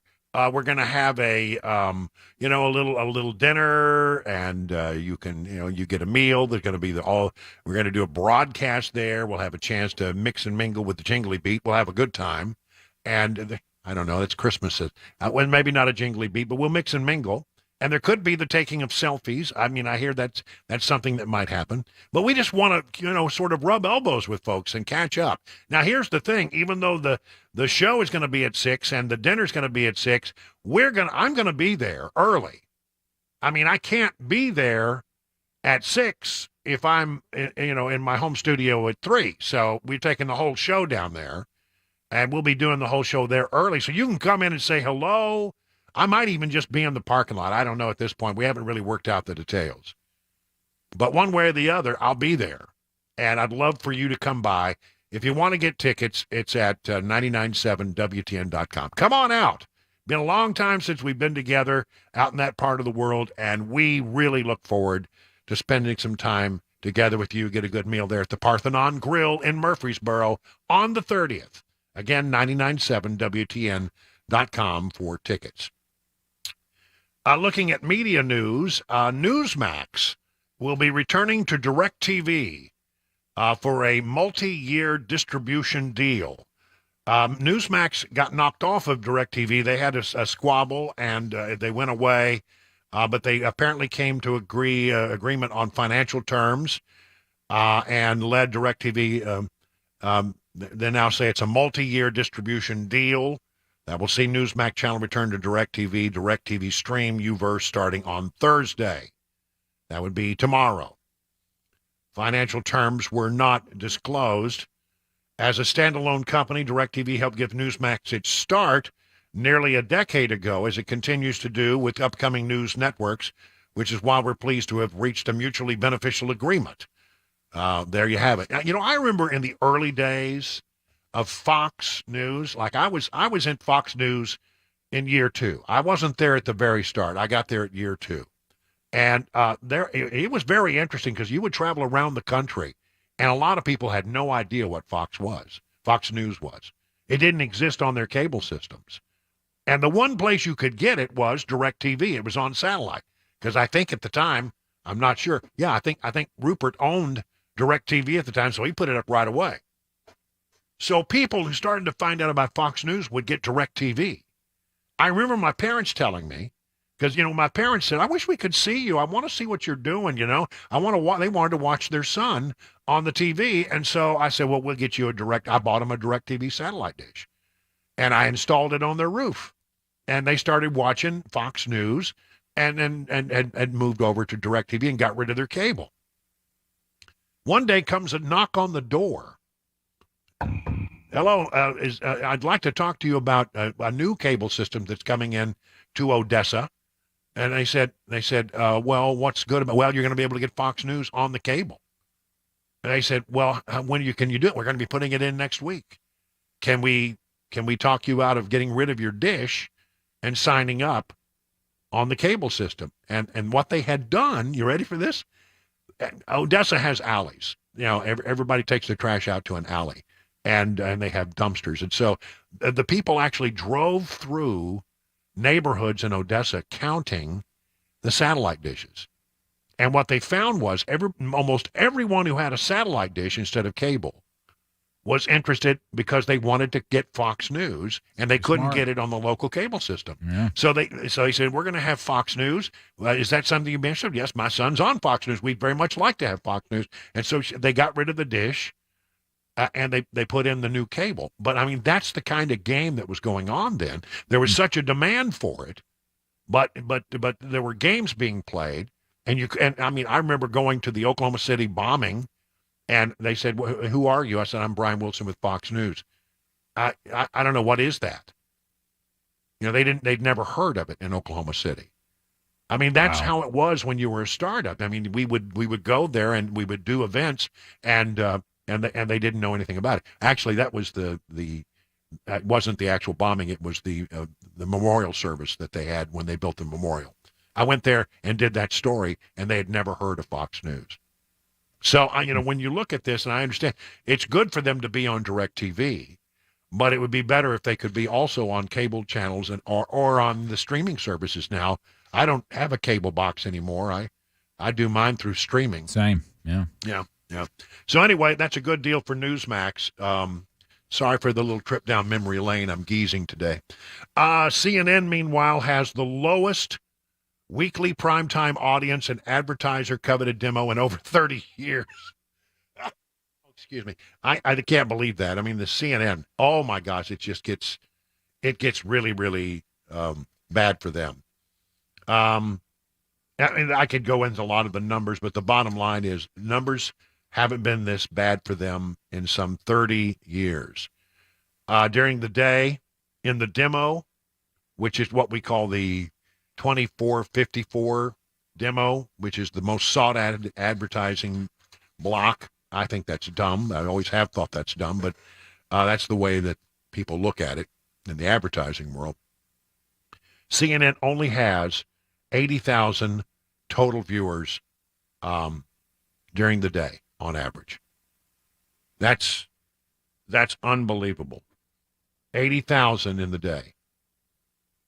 I mean, this radio station has higher listenership than CNN does at times during the day. Pretty shocking. Pretty shocking. In other news that you may just find interesting, I don't know. I have a bunch of these things I call this, that, and the other, TTO. Are we growing dumber? American IQ scores drop in 4 out of 5 measurements. And from 1932 through most of the 20th century, IQ points went up. Up. Every generation was smarter than the last. But now a new study out of Northwestern University suggests a reverse effect of sorts may be taking place. Was present among a large U.S. sample covering 2006 to 2018. Every category in one went down. So, okay. Ability scores pertaining to verbal reasoning, logic, vocabulary went down. Matrix reasoning, which is visual problem solving and analogies, went down. Letter and number series, computational, mathematical, they dropped. The only thing that went up, think about this for a moment. The only thing that went up was 3D rotation, our spatial reasoning. It increased a lot between 2011 and 2018. You know what I think that is? Spatial reasoning? Video games. Yeah, you're probably right. That's it. Video games make you better at that. You know, you have good hand-to-eye coordination. You can do spatial reasoning, which is a real sign of intelligence, they say. But I mean, 4 went down, 1 went up. And they say, well, you know, we need to get more surveys, more study needs to be done. But, you know, the concern is that Americans, on the whole, may be getting a little less bright. And let's see, I'll leave you with this one. We talked about it the other day, but it's getting a lot of coverage. There is a 5,000-mile seaweed belt lurking in the Atlantic Ocean. And it's expected over the next few months to wash onto the beaches of the Caribbean, into the South Florida area, and even the Yucatan Peninsula. 5,000 miles of seaweed coming closer. I always hated that. Yeah. You know, I don't know how bad this is going to be. Yeah, but when I'd go to the beach and it was just covered in seaweed. We call that June grass down there. June grass. All right. Yeah, but it's coming. 5,000. It's one of the biggest belts of ocean weed that the world has ever seen, making its way toward South Florida. The Great Atlantic Sargassum Belt, not sarcasm belt, but sargassum. It's sargassum grass. I may be pronouncing that wrong. I think that's right. as the biomass stretches from West Africa to the Gulf of Mexico, contains scattered patches of seaweed in the open sea rather than one continuous blob. Satellite images captured in February showed an earlier start than usual and a large accumulation out in the open ocean. It can make the beaches. It kind of clutters the beaches. You know, you want to go to the beach. You want white sandy beaches, right? And right. clear water. You don't want to have to wade and kick your way through seaweed to get down to the water. A brown, thick algae that carpets the beaches, releasing a pungent smell as it decays and ensnares animals and humans who step into it. Great. For hotels and resorts, clearing the stuff off the beaches is a round-the-clock operation. So get ready. It's coming. It's coming your direction.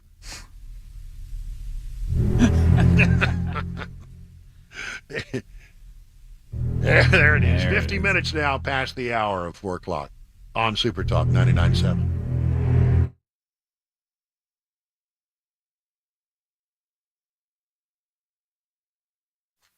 Hey, USS, they're the folks you go to for foundation. But, I mean, right now, let's talk about waterproofing. I mean, come on.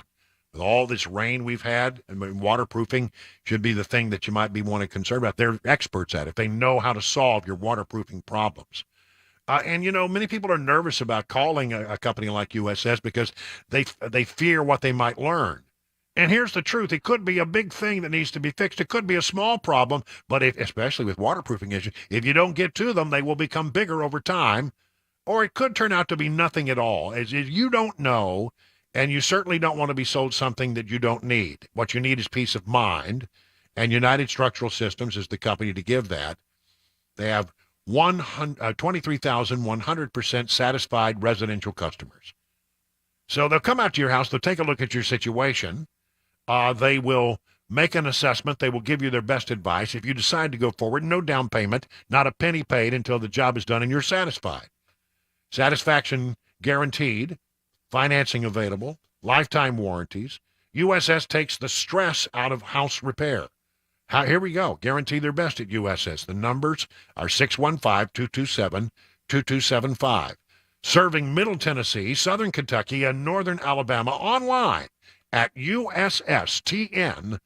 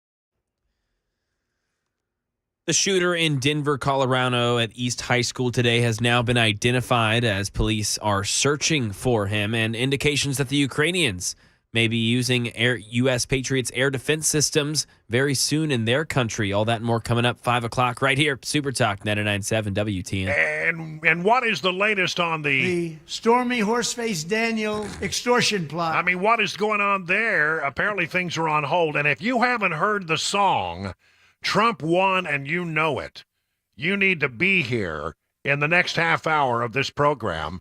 We'll play it for you. It's now #1 on Apple's iTunes, and you're just going to love it. It's all coming up in the next hour of The Drive, 58 minutes now past the hour.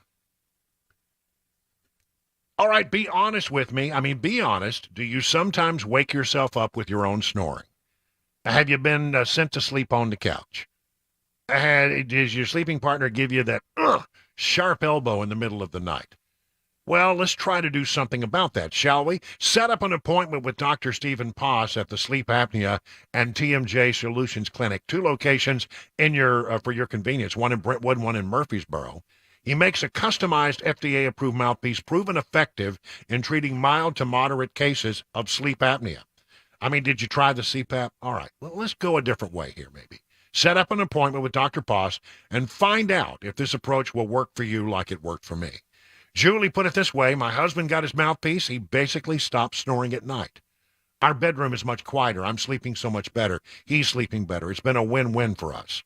So start getting a good night's sleep. Feel more energized during the day. Contact the Sleep Apnea and TMJ Solutions Clinic at your earliest convenience to set up an appointment with Dr. Poss. Here's the number, 615-850-8445. Learn more at drposs.com.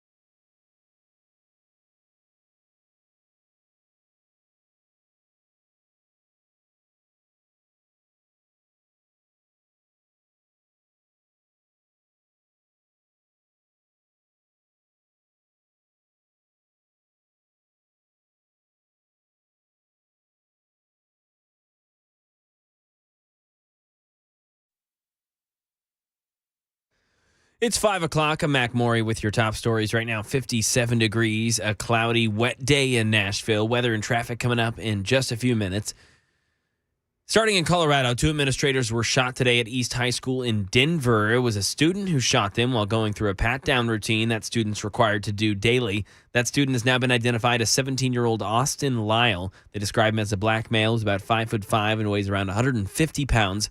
Police are offering a $2,000 reward for any information that leads to the arrest of Lyle, who allegedly opened fire around 9:50 a.m.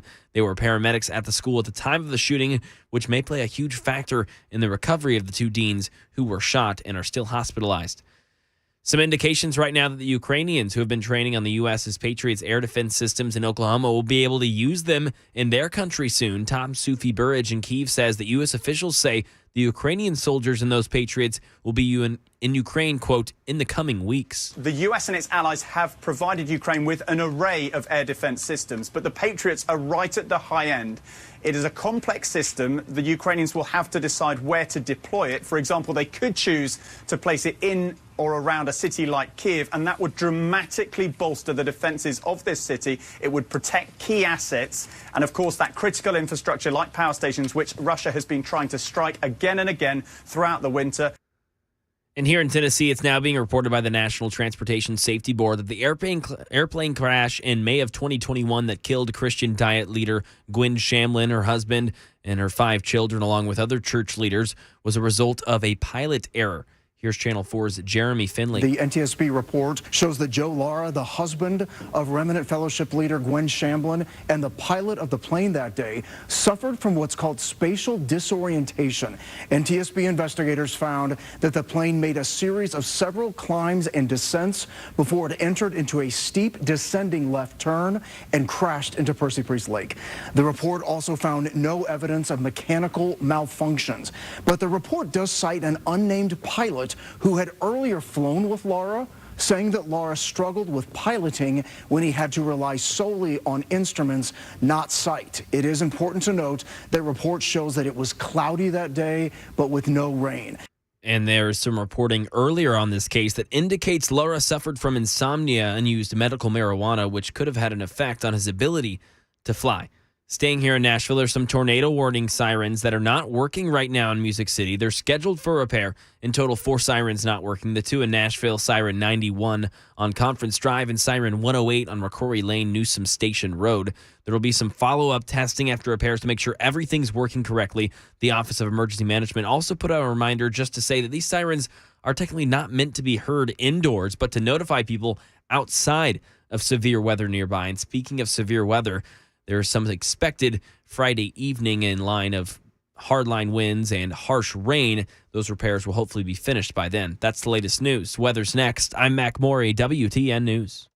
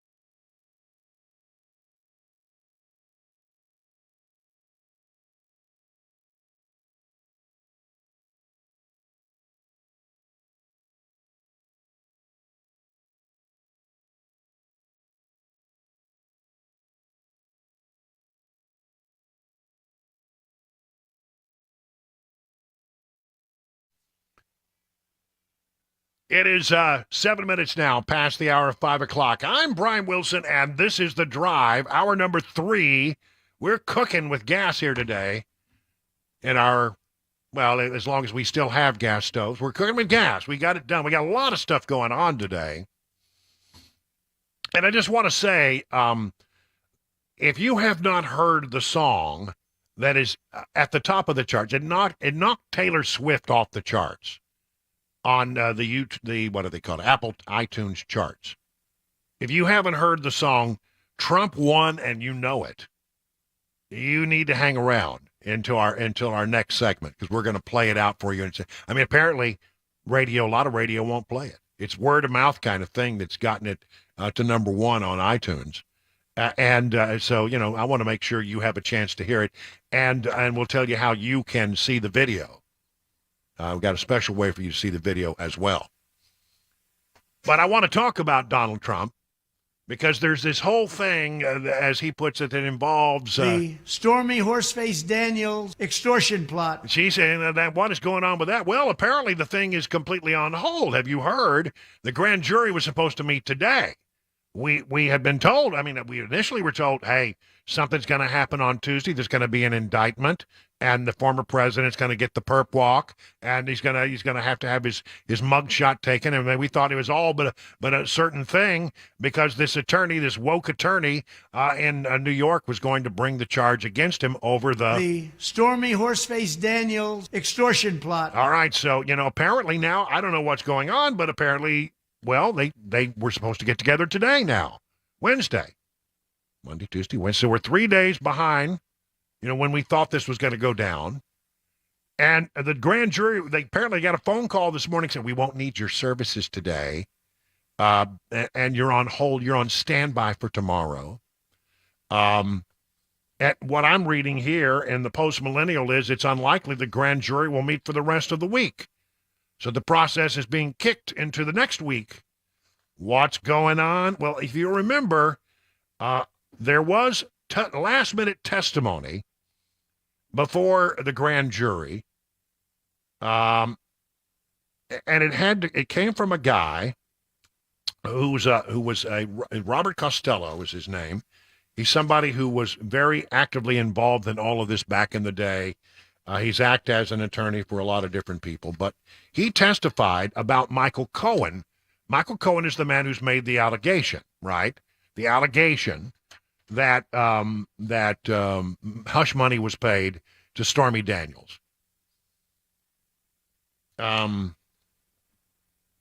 when Costello got in there, he brought in a whole bunch of documents, a whole bunch of stuff that seemed to raise question about anything that Cohen had said.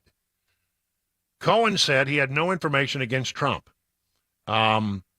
In one point, in one memo summarizing attorney Robert Costello's interaction with Cohen stated, dated April 2019, recounted Costello's interview with federal prosecutors about conversations he and colleagues had with Cohen a year earlier. Costello, a former federal prosecutor, represented famous clients like George Steinbrenner, Leona Helmsley, Rudy Giuliani, Steve Bannon. Said he told the Manhattan District Attorney Alvin Bragg's office, he gave them more than 300 pages of emails, memos, and text chronicling his dealings with Cohen. He said his documents showed that Cohen took out a bank loan known as a HELOC on his own during the 2016 presidential election to pay Stormy Daniels $130,000 under a non-disclosure agreement so she would remain quiet about her alleged relationship with Trump. Cohen bragged he kept the situation quiet so that Melania Trump and Cohen's own wife would not learn about it. He said, I didn't believe the information that Stormy Daniels was going. Cohen did not believe the information, but I knew this was a situation that would cause embarrassment, so I negotiated this with his lawyer, and we worked out an NDA, a non-disclosure agreement, for the payment of $130,000. He was asked, did you get the money from Donald Trump? No. Did you get the money from the Trump Organization? No. Did you take out that money out of your own savings? No. Well, how did you get the money? I took out a HELOC loan, a home equity loan. Why would you take out a HELOC loan to cover something like this? Because I wanted to keep it secret. If I took money from my account, my wife would know about it. I didn't want my wife to know about it. I didn't want Melania Trump to know about it. He said, that's why I did it that way. Now, if you're going to do it that way, that means you're keeping it from Donald Trump and Melania Trump, Costello added, summarizing the story that he offered to grand jurors and Manhattan prosecutors. Here is another story that provides a document that was sent to the Federal Election Commission by, I believe by Costello, and I'm reading this off the phone. Thank you for that. Contrary to the, here we go. In a private transaction on 2016 before the U.S. presidential election, Mr. Cohen used his own personal funds to facilitate a payment of $130,000. Neither the Trump organization nor the Trump campaign were a party to the transaction, and neither reimbursed Mr. Cohen for the payment directly or indirectly. He did this on his own. Now, he was on retainer, I understand. Retainer is you pay a monthly fee. But he never told Trump, it seems, he never told because he didn't want to be a problem, didn't believe it. He was a fixer, and he was fixing a problem. But mostly it seemed that the concern was, we don't want, even if we don't believe what she's saying, we don't want it to cause problems between the president and Melania, so I'll just take care of this. And he took out a HELOC loan and took care of it. For really, when you're talking about people in this arena, people who make a lot of money, and they get sued all the time, this is what is known as nuisance money. In other words, the moment any of this comes out, we've already lost. So let's pay this person a paltry, by their terms, a paltry amount of money, and it goes away, and we don't have to deal with it, rather than deal with it in a court of law. And it's just easier to just pay it. Nuisance money is what it's called. So here's another story. Manhattan District Attorney Alvin Bragg's office has canceled the grand jury meeting scheduled to take place today as part of the investigation amid speculation of a possible indictment. The grand jury slated to meet Wednesday was expected to hear from at least one additional witness, but Fox News has learned that Bragg's office canceled the proceedings. The grand jury was notified Wednesday morning, placed on standby for Thursday. Bragg's office would only say we can't confirm or comment on grand jury matters. Two sources familiar told Fox News Digital on Wednesday that the grand jury was canceled and amid major dissension within the district attorney's office. One source claimed the district attorney is having trouble convincing the grand jury on potential charges due to weaknesses in the case. Despite rumors of a potential imminent indictment, sources familiar told Fox News Digital that Trump has not been formally notified about whether Bragg actually plans to bring charges against him. Sources told Fox News there remains a real chance that Bragg does not choose to indict the former president. Daily Wire, game changer. Costello's testimony may have sunk the Manhattan's DA's case. I mean, it sounds like he just came in there and laid out, look, got this Michael Cohen guy. You're building your whole case on Michael Cohen. Michael Cohen, wouldn't know the truth and couldn't tell you the truth if you put a gun to his head, was the exact quote. Here it is. On Monday, former federal prosecutor Robert Costello testified in front of the Manhattan grand jury over matters related to the what the president has called, euphemistically, the Stormy Horseface Daniels extortion plot. And told the jury that former Trump attorney Michael Cohen, expected to be Bragg's main witness in any case against Trump, couldn't tell the truth if you put a gun to his head. So this whole thing is just coming apart at the seams. It's a funny thing about evidence. I mean, let's talk about this for a moment. I mean, the old saying is that a district attorney can get an indictment out of a grand jury, could get a grand jury to indict a ham sandwich, is the old saying. I'm guessing that this ham sandwich didn't have any mustard on it or something. I don't know. The ham sandwich was lacking. Yes, I know some people put mayonnaise on their ham sandwiches. I get that, but I like mustard. Maybe a little both. No. That's just wrong. Please, let's have a little decorum here. No, I mean, I'm telling you that he can't get the grand jury apparently was lapping up what Costello was bringing.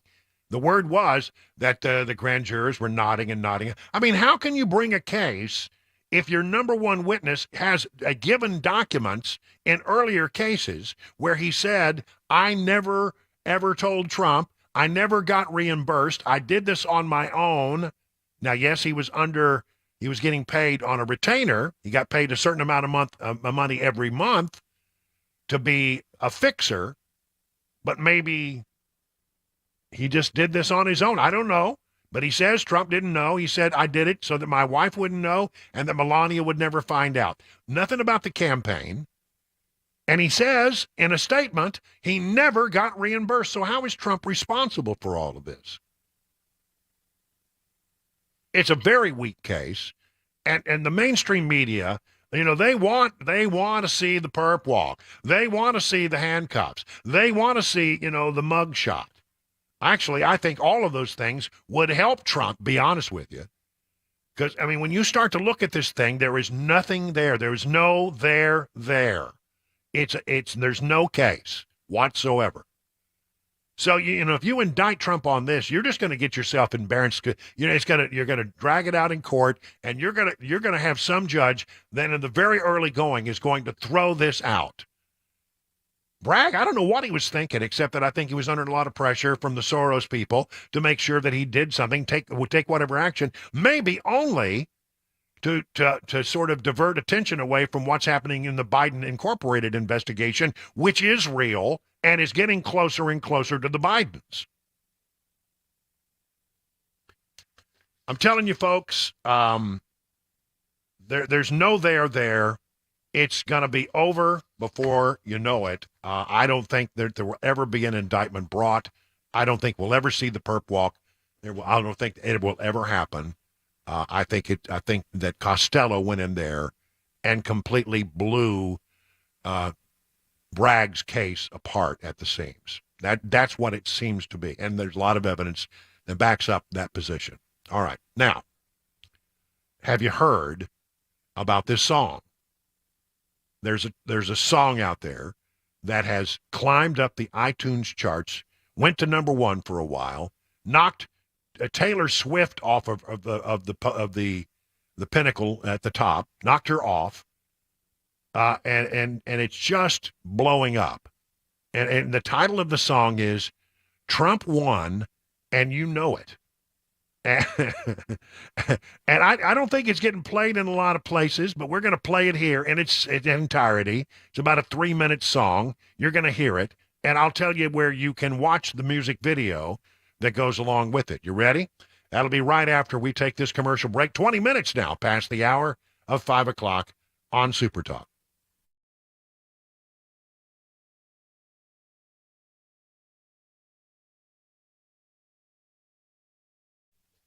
All right, you know, we are now in that point of year where we got to start working about our yard. Our outdoor lawn equipment needs to be in order, and maybe it's time for you to get a new mower. DT McCall can help you out with a spring Cub Cadet mower sale event at the Lebanon store, which will start in 2 days. 2 days on the 24th, and it will go through April 1st, so you need to take action. DT McCall & Sons ranked as a top Cub Cadet dealer in the United States. And I must say, just let me stop for a moment. I have a Cub Cadet zero-turn mower, ZT2, 60-inch swath. I'm telling you, I love the thing. They're highly rated. I think you're going to love yours as well. They got riding mowers with 42, 60-inch, 72-inch decks, or you can get a Cub Cadet walk-behind mower if you have a smaller lot. And when you purchase a Cub Cadet mower from DT McCall's, you'll get access to their in-house service department. Nearly impossible to find better mower service anywhere else. With a large selection of Cub Cadet mowers, free delivery, and in-house service department, it's an easy choice. Again, that sale starts in 2 days, Wednesday, Thursday. Starts on Friday, on the 24th, and runs through April 1st. Get ready to take advantage of the big sale. Learn more about their 5 convenient locations by going to the website, dtmccalls.com.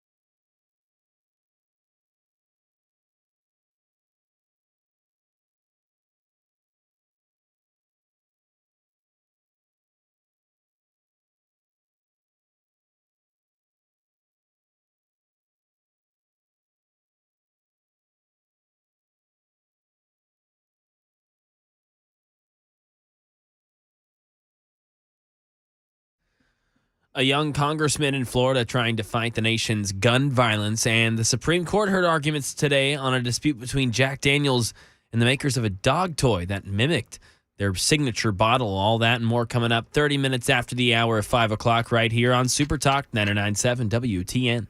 26 minutes now past the hour of 5 o'clock. Brian Wilson in the chair. Man, we're glad to have you. All right, so there is a song out there, and despite all of the shadow banning and outright censorship, somebody said that they took the video and tried to post it on their YouTube account, on their, what was it, their Facebook account, Facebook account, and immediately, the fact-checking flag went up on it, All right, well, then, that's going to happen. But this song has gone just straight to number one, despite the fact social media is not helping out at all. Mainstream media not paying a bit of attention to it. Even country radio is not playing it in a big way. It is in some places, but not in many others. And it's a song by Natasha Owens that's called Donald Trump Won, and You Know It. That's right, Trump won and you know it. It is number one on iTunes, or it hit number one on iTunes for a while, is now at number 5, ahead of Taylor Swift. That's right. Went to number 1, now at number 5, doing better than Taylor Swift, doing better than Tay-Tay.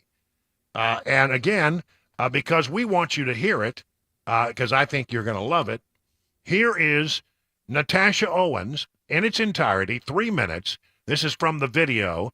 It's called Trump Won, and You Know It. Trump won and you know it. Trump won and you know it. The fake news will never show it, 'cause it's true. Trump won and you know it.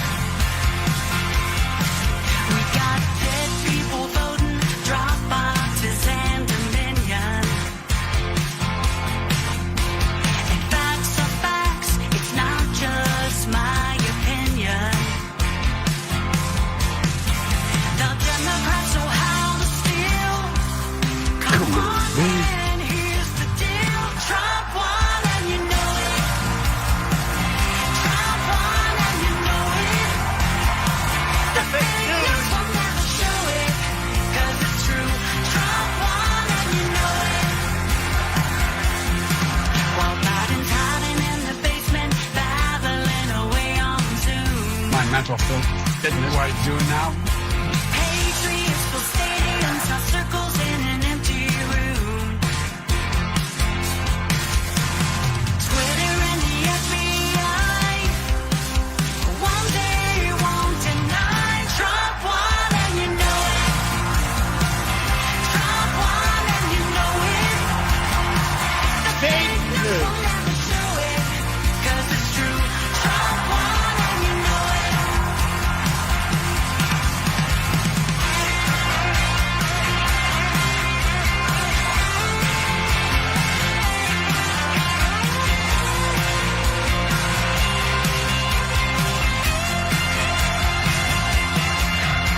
The thing about truth, time is always gonna tell. Votes in Fulton County were counted more than once. I bet he took New York and carried California as well. He's done it twice before, and he's gonna win again for the third time in 2024. Trump won and you know it. Trump won and you know it. Fox News won't even show it. It's true. Trump won and you know it. Trump won and you know it. If there's a line, they're gonna show it. It's true. Trump won and you know it. I know it, you know it, we know it, they know it. Everybody knows Trump won. I know it, you know it, we know it, they know it. Everybody knows Trump won. I know it, you know it, we know it, they know it. Everybody knows Trump won. There you have it. Trump Won and You Know It by Natasha Owens. Went to number 1 on iTunes. And if you want to see the video, you just go to yourfarm.com. At the very top of the page, there's a link to the YouTube video that goes along with the song. Now, regardless of what you think about, the whole election, this tells you a lot that this went so rapidly up through the ranks by word of mouth and became number one on iTunes. Wow, something else. 31 minutes now past the hour of 5 o'clock on SuperTalk 99.7.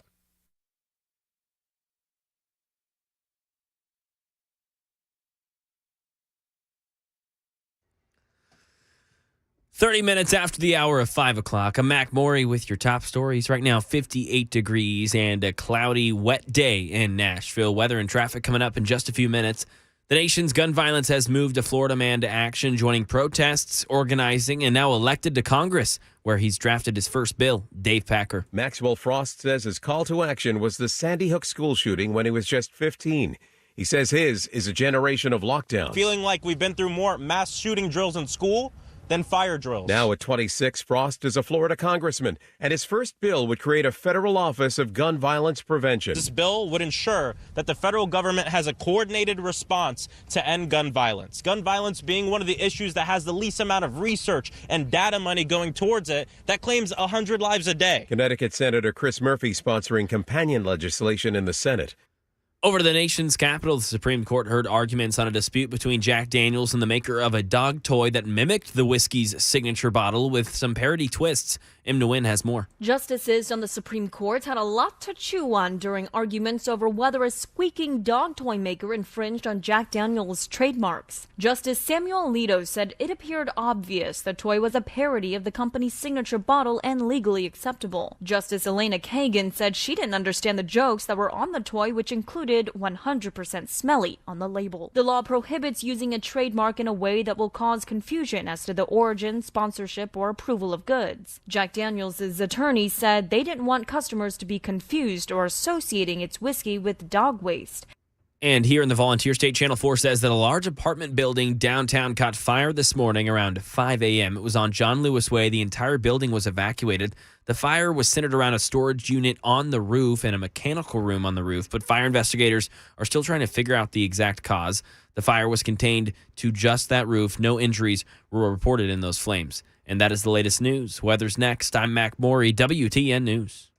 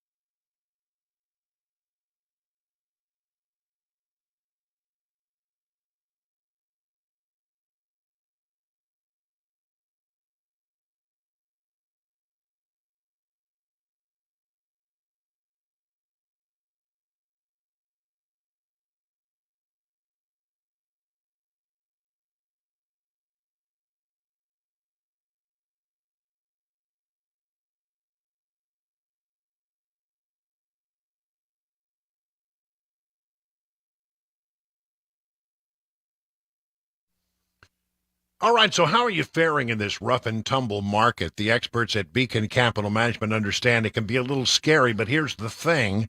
Beacon Capital Management has a plan to assess where you are and help you make any mid-course corrections that may be needed. I mean, wouldn't it be great to have peace of mind that you're on the right path? Beacon can provide that reassurance. It starts with a simple phone call. See, the experts at Beacon will take it from there. What do you have to lose? You don't have to lose anything except all the worry that you've been going through.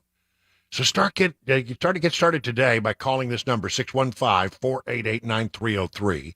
At the end of the process, you'll be able to rest easy knowing you have a plan that meets your retirement goals. Replace the worry with confidence that you're on the right path, that all the T's have been crossed and all the I's have been dotted.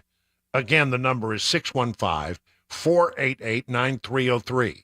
The experts at Beacon stand ready to take your stress away, and you can learn more at beaconcm.com.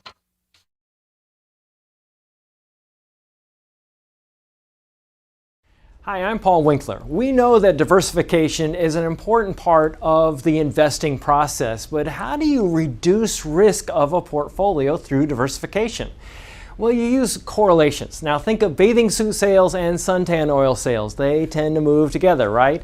Think of bathing suit sales versus winter coat sales. More dissimilar movement, and that's the idea. But why is diversification so important? Well, think about it this way. Everybody would like to have this happen with their investments. They just go straight up. But what we know is this is really what tends to happen.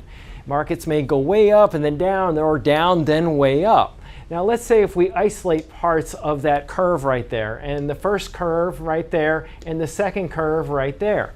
If you're putting money away for retirement, every time you put money in, if this is what's going on, you're buying more shares. Then just before you retire, the market goes up, you're really happy. If, on the other hand, you keep paying a higher and higher price and then the market goes down, you're really sad.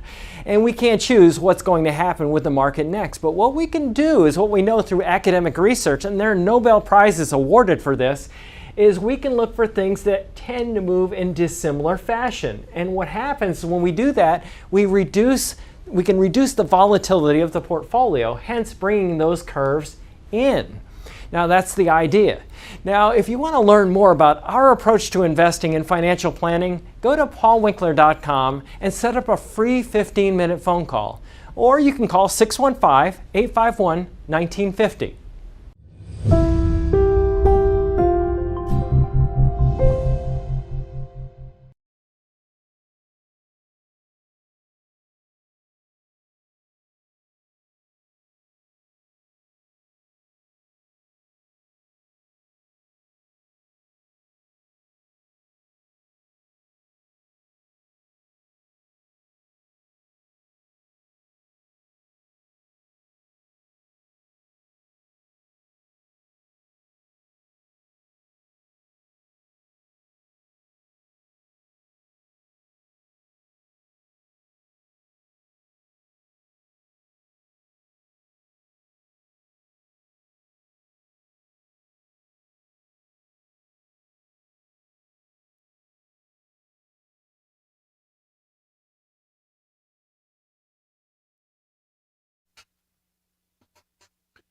"38 minutes now past the hour of 5 o'clock. I'm Brian Wilson. I am your friend and radio buddy, and you're listening to The Drive.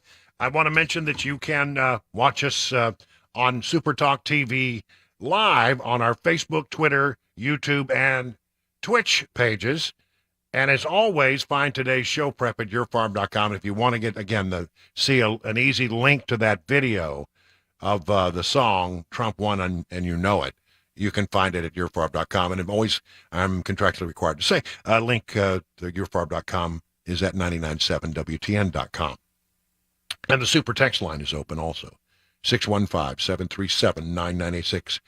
While we're talking about music for a moment, I didn't get a chance to get it in the last segment before I ran out of time, but I think it's interesting, and I want to get this stuff in here.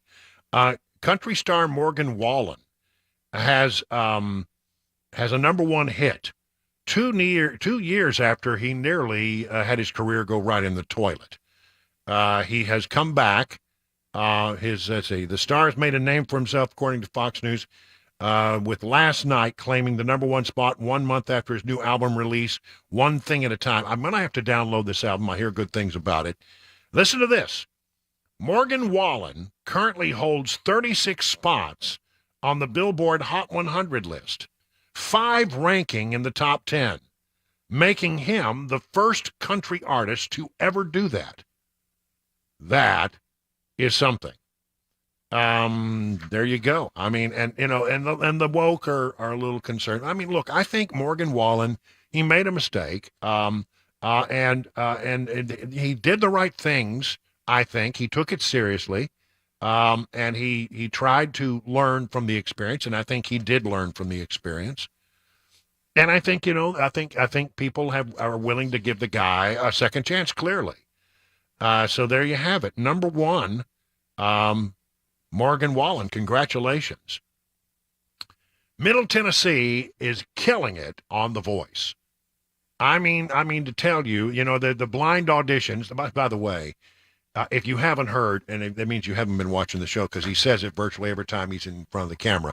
This is Blake Shelton's last year as one of the members of the team at The Voice. Can I tell you, I've never seen a single episode of The Voice. Oh, Cabana Wife and I are big fans. We like it because we both of us love music, and you see some great talent come through there.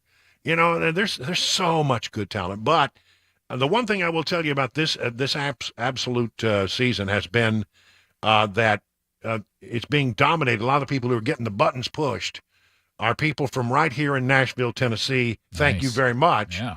I mean, we're Music City, USA, and a lot of, and not all of them are country, but I mean, there's a lot of musical talent in this town. Even some of it is not country. So 5 local hopefuls, 5 more are hopefuls are vying for a chance to become the next champion of NBC's The Voice, according to WSMV, which is the NBC affiliate. Here's the rundown on a number of viewers who have advanced. You may know some of these people. J.B. Summers performed A Case of You by Joni Mitchell. Kelly Clarkson and Chance the Rapper turned their chairs. I like Chance the Rapper. I didn't know much about him, but I like him. He seems like a nice enough dude. Really. Alyssa Lazar performed Maybe I'm Amazed by Paul McCartney on the show Monday. And Chance the Rapper was the only judge to turn his chair, which meant Lazar took the second to last spot on his team. Grace West performed Maybe It Was Memphis by Pam Tillis. I think it's called Niall Horan and Blake Shelton both turned their chairs. And she went with Shelton. And that was Shelton's final artist. It was the last time he'll push the button.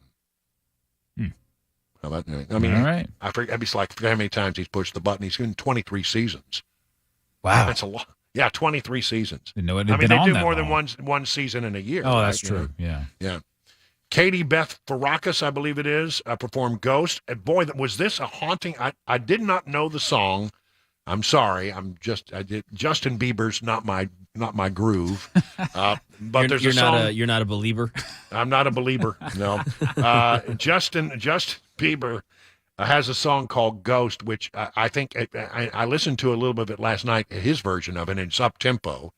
But Katie Beth Farakis did it as sort of a ballad, and it was haunting, and it was really good. And Kelly Clarkson and Niall Horan both turned their chairs for Farakis, and both had one spot left on their team.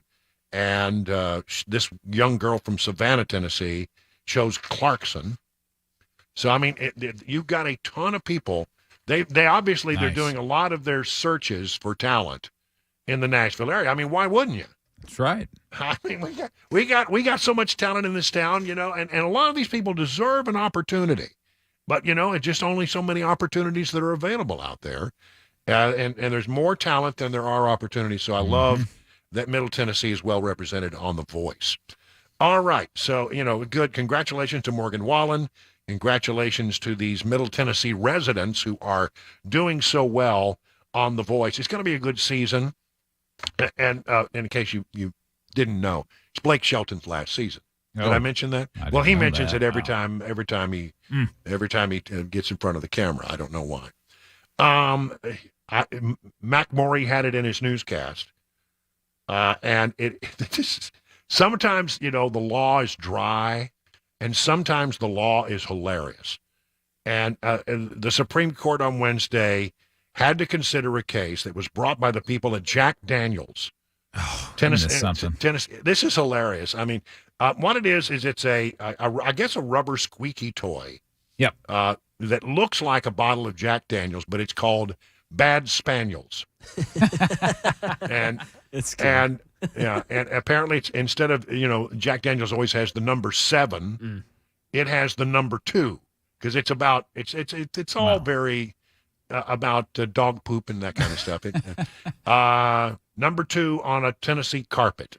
That's what it says. Anyway, so apparently Jack Daniels said, we don't like our product being, compared to dog poop. And so, no, we think this is wrong. Well, I mean, the other counter argument is parody has long been protected by the Supreme Court as under the Free Speech Amendment of the Constitution. You can do musical parodies and they can't touch you. You do a musical parody, it's considered within the boundaries of commentary. And which is from time to time here on this show, we have done a musical parody or two, and I'm always glad to know that. But there are other clients who have had their products, turned into doggy toys. Doggy Walker, Dos Perros, which is instead of Dos Equis, which is 2 horses, it's Dos Perros. Smeller our crotches.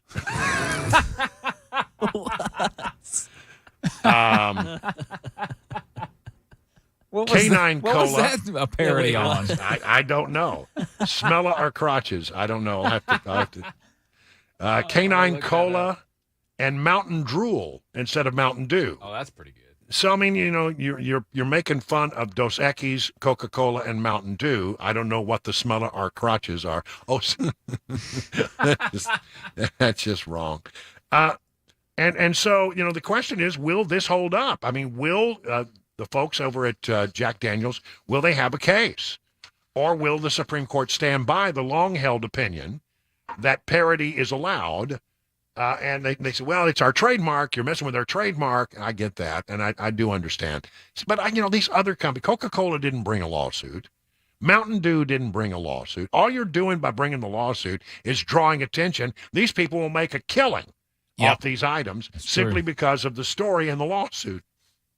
So there you have bad spaniels. They should lighten up, I think. Let the dogs chew on the bottle of bad spaniels. Do you think that anybody who loves Jack Daniels is going to stop drinking Jack Daniels because of there's a doggy toy out there that mimics and parodies? They're going to go buy their dog that doggy toy. That's exactly right. Yeah. It also says on the toy 100% stinky, which is kind of funny. I love it. Yeah, that's pretty cool. Well, anyway, one way or the other. I mean, I wonder what they would say about my lamps. One of our listeners built me a lamp out of a Jack Daniels bottle. And that's right. Yeah. And they took pictures. They took the logo off, and they put pictures of this is the morning crew when we were on in the mornings, and there's a picture of Grogu in there, and it's one of my. I love this thing. I think it's like one of my prized possessions that was ever sent to me by a listener, and would they be upset about that? I mean, come on. At what point does it get a little silly? Yep. All right. And real quick, because we like to make sure that you know about all the things that are going on in the evening sky. Here is this, and I did not know this. I just saw this today, and today is the 22nd, so you have a little time.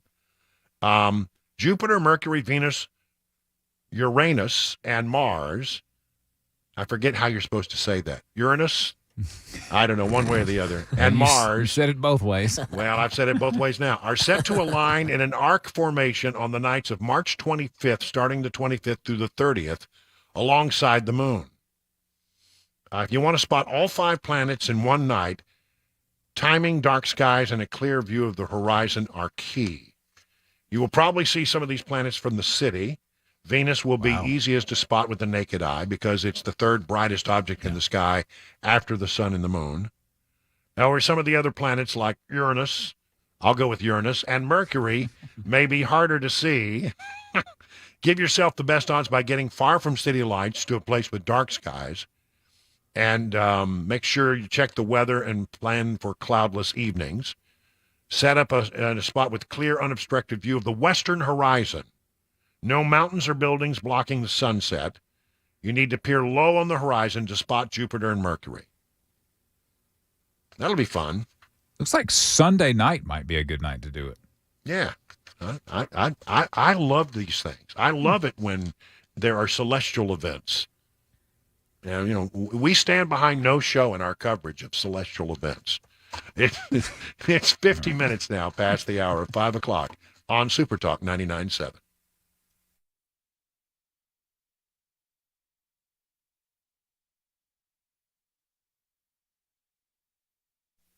Let's talk about Sylvan Health, a personalized nutrition service covered by insurance.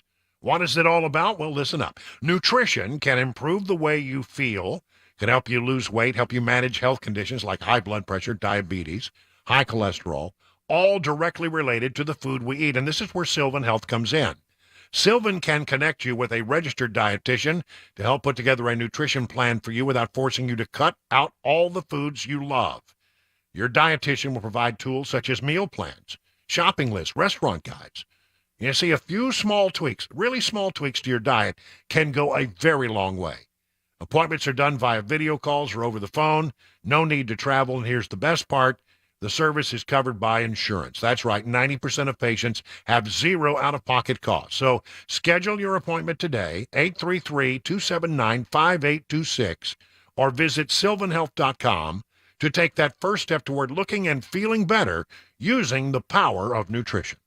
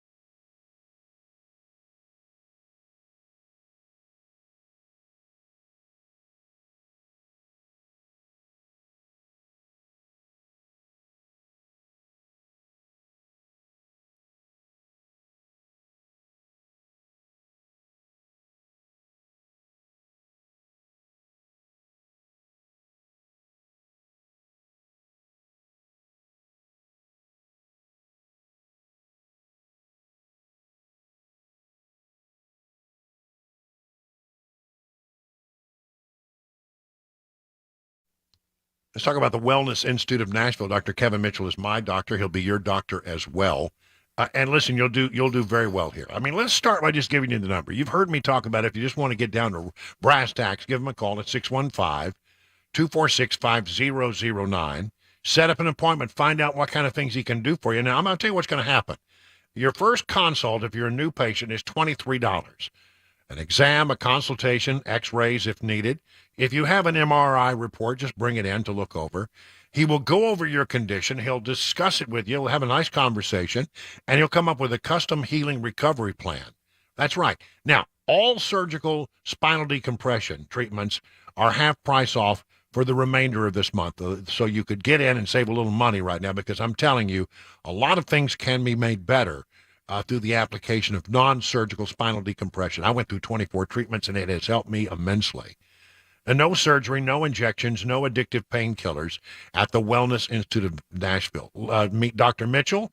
I think you'll like the guy. He's a really lovely fella. Also meet Dr. Ashley, who brings a lot of knowledge about nutrition, cold lasers, stress reduction, and, of course, non-surgical decompression. She'll be there to answer your questions as well. 615-246-5009. Learn more at painisbad.com.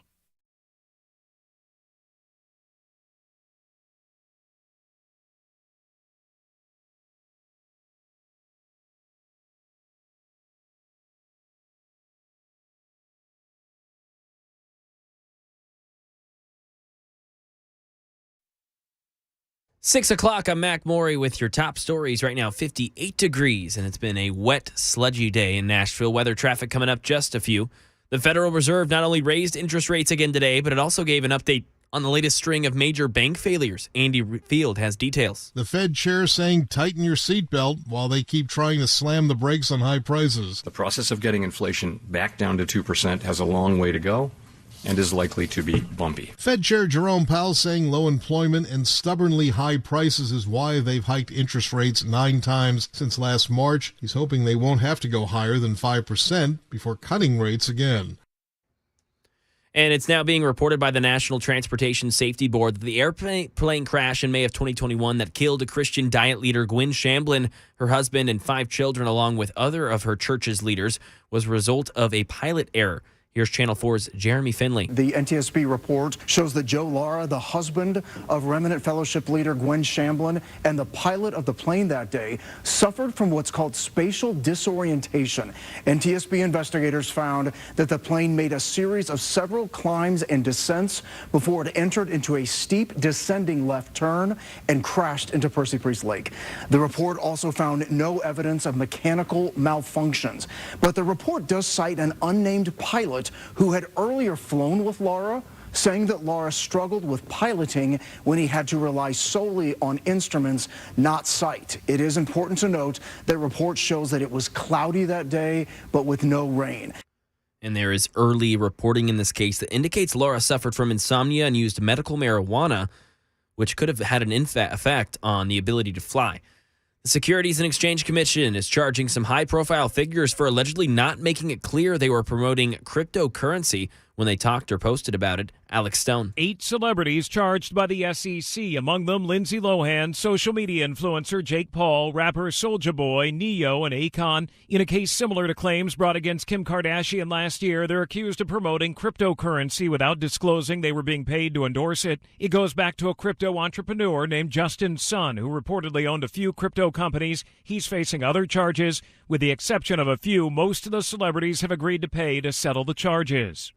And here in the volunteer state, there was some bills proposed in Tennessee that would have made one of them would have made it legal for officers to handcuff special education students. That failed to pass the House yesterday. The official language in the bill would have allowed mechanical restraint towards special education students, and the officers that would have been permitted to do so would have had to pass a training program. And another bill failed in the House yesterday. That would have removed the cap on class sizes for Tennessee classrooms. The maximum size for classrooms currently depends on the grade that student's in, and that number is anywhere from 25 to 35 students per classroom.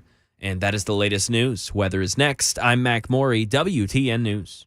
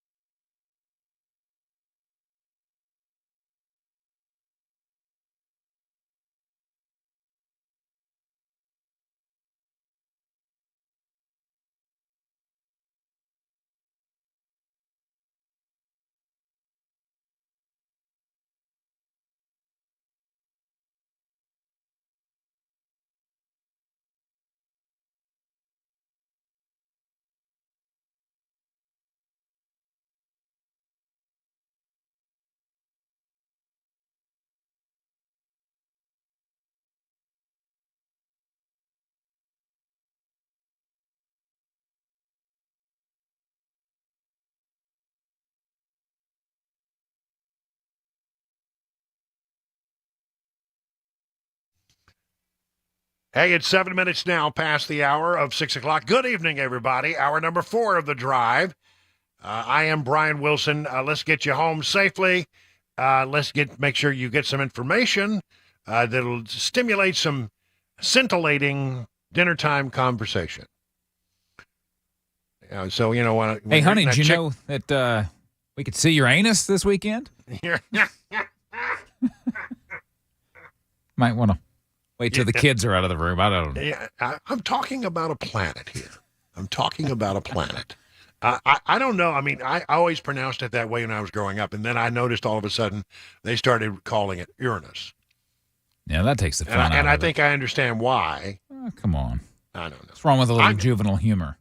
I still haven't forgiven astronomers for declassifying Pluto as a planet. Yeah, they demoted it. They demoted it to something less than a planet. Yeah. And I still think that's wrong. Pluto is a planet. And don't get me started, because I can go for about a half hour on this. Wow. I think there's a case to be made that Pluto should still retain its planetary status. But we won't go there. Didn't know you were so passionate about that. Oh, I am. I'm very passionate about tell. Pluto being degraded. I mean, who gave them the right to degrade a planet? Who made them the planet checkers? Who made them the analyst? Well, I guess when you're an astronomer, I guess you really are an analyst of planets. I don't know. Maybe so. But I don't know. I didn't like it. It's always stuck with me. It's in my craw. Yeah. I'll tell you something else is in my craw, that this Biden administration is so entirely incompetent. Unbelievably incompetent. Remember when we had all of the supply chain issues during COVID-19 that were causing us problems, and you couldn't find anything that you needed. You go to a grocery store and this, like, for a while the store shelves were bare, and that was scary. Right? And then if you went to the Home Depot and you're looking for something, chances are they don't have it. Well, I'm sorry, it's on back order. We don't have it. And you couldn't get the things you wanted because of the supply chain issues. Well, eventually that worked its way through. But then, I'm beginning to wonder if we're not going to have other problems. I mean, this is not in my list of things to talk about today, but it has been in the back of my mind ever since we did the story that the Chinese built all of the cranes that are used in major ports in America. Virtually every single one of them is built by a Chinese company, and they operate with some very sophisticated software. And the curious thing I want to know, is and a lot of people have said, if the Chinese built a backdoor into the software, they could shut down every crane and every port in America, or the vast majority of them. And that would mean that no ships would get unloaded or offloaded. In other words, if things get ugly in the South China Sea, one of the first things they might do is a cyber attack, and one of the cyber attacks they might pull is to essentially shut down the operation of cranes in most of the major shipping ports of America. And that's where a lot of business comes and goes. Exports, imports. It'd be something that we need to be aware of. I hope somebody's on that and checking that and coming up to make sure and examining the software to make sure there's not a back door. Now they're talking about another kind of supply chain issue, a crisis. From townhall.com, people will die. There's another supply chain crisis. Have you heard this? From Town Hall. From groceries to baby formula and microchips to cold medicine for children, the supply chain issues that have arisen and grown into crises on President Biden and his administration's watch are nothing new. But worsening shortage in the supply of drugs used to treat cancers are drawing dire warnings from medical professionals and those who rely on such medical interventions to save lives. According to the American Society of Health System Pharmacists, shortages of critical drugs are the worst they have been in a decade due to quality control issues, selected plant closures, and other manufacturing woes that have seen oncology drugs hit particularly hard in recent months. People will die from this shortage. came another stark warning from the University of Alabama's Jonathan McConaughey, who is quoted in the Wall Street Journal. Among the medicines running critically low, well, basically chemotherapy drugs. I'm not going to try to pronounce all these drugs, but methotrexate, cisplatin, fluorosil, Pluvicto. I mean, there's a whole bunch of them. BCG used in bladder cancer treatments also being rationed, not available for use at all in some places. Yeah, what's the Biden administration doing? According to Axios, the FDA's chief medical officer, Hillary Marston, explained her agency works with manufacturers as quickly as it can, approving acceptable workarounds, but that seemingly has not worked, as evidenced by the rationing and exhaustion of supplies now coming into focus.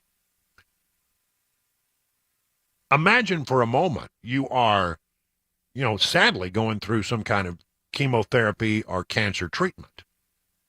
And you go in to get your latest round of chemotherapy, and you are met there at the desk by someone who says, "I'm sorry, sir. I'm sorry, ma'am. We're not going to be able to handle your chemotherapy today because we don't have the drug on supply. And there's a shortage.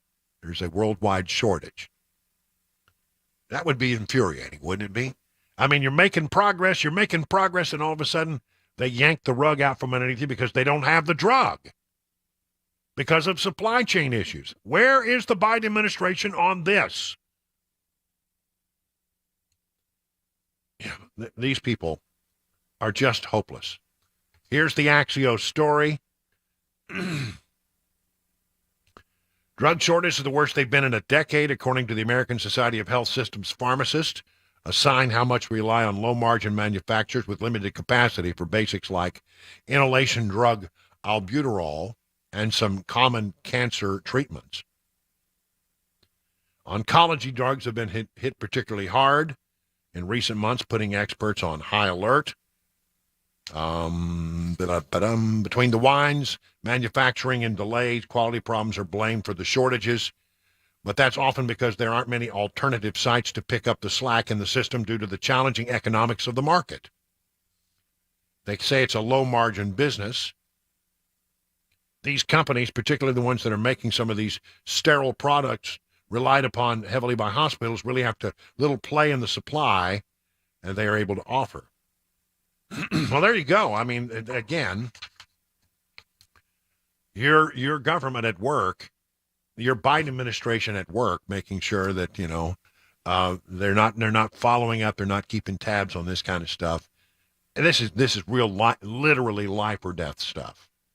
And dear Lord, can't we get this straightened out? Speaking of drugs, big hearing today by the CEO of Moderna was questioned and grilled by Republican Kentucky Senator Rand Paul. One of the things he wanted to know from Stefan Bancel, who is the CEO of Moderna. By the way, there's some concern that the United States might have to bail out Moderna. I hope that doesn't happen. Come on. Is there a higher incidence? Here's what Rand Paul wanted to know. Is there a higher incidence of myocarditis among adolescent males ages 16 to 24 after taking your vaccine? We do care deeply about safety, and we're working closely with the CDC. It's pretty much a yes or no, Paul interjected. Is there a higher incidence of myocarditis among boys 16 to 24 after they take your vaccine? The data has shown there's less risk for people who get the vaccine versus people who get the COVID infection. You're saying that for ages 16 to 24, among males who take the COVID vaccine, their risk of myocarditis is less than people who get the disease? That is my understanding. That's not true, Paul shot back, adding 6 reviewed papers to the record that have shown an increased risk and claiming that Moderna's president recently acknowledged the increased risk in myocarditis. The fact that you can't say it in public is quite disturbing. Do you think it's scientifically sound to mandate 3 vaccines for adolescent boys? Bancel then tried to avoid answering the question and noted that Bancel has been advocating for it. And then he got into a question of, about whether or not, your kids have been vaccinated. And he said they have. How many times? 3 or 4 times. So, I mean, I think these are fair questions to be asking. Meanwhile, Moderna has raised its price for COVID-19 vaccines to $130 a dose. The cost could vary depending on contracts reached with health systems, pharmacies, federal health programs, other potential buyers, but the company has settled on a price of about $130. We tried to think very reasonably about the price of this. I think we've landed on a price that's consistent with value. Well, I mean, I don't know. Is anybody lining up right now for another Moderna shot? I mean, does anybody else think like they are going to get another vaccine? Really? I mean, would you sign up for another Moderna COVID-19 shot? I would not. I certainly would not. Well, there you go. I mean, these kinds of things are still percolating out there.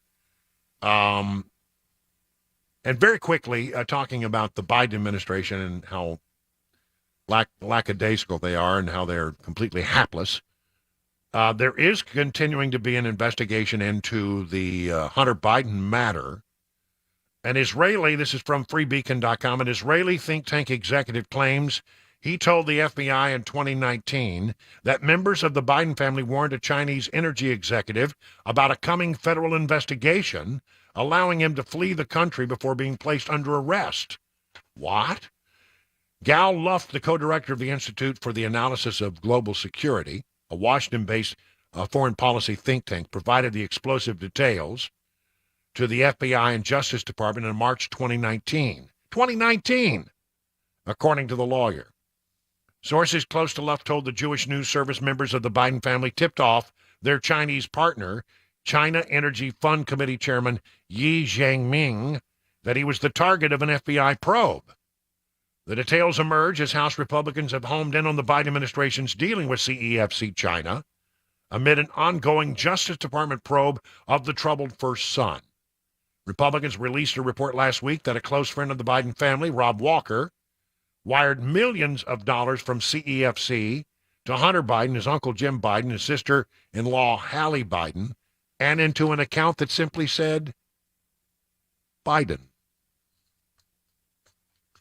Will not lose sight of this. I mean, I know when Trump world and the indictment and all of that stuff is what is dominating all the news, I will never take my eyes off this story. I think it's about to break wide open. 20 minutes now past the hour of 6 o'clock on SuperTalk 99.7.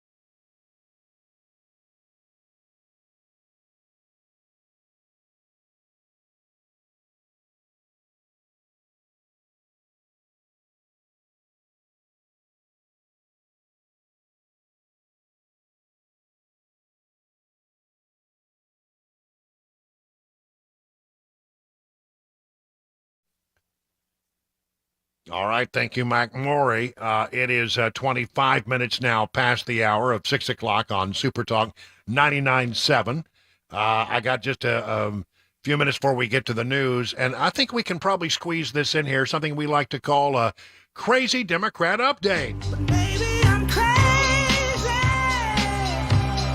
Maybe you're crazy. Maybe we're crazy.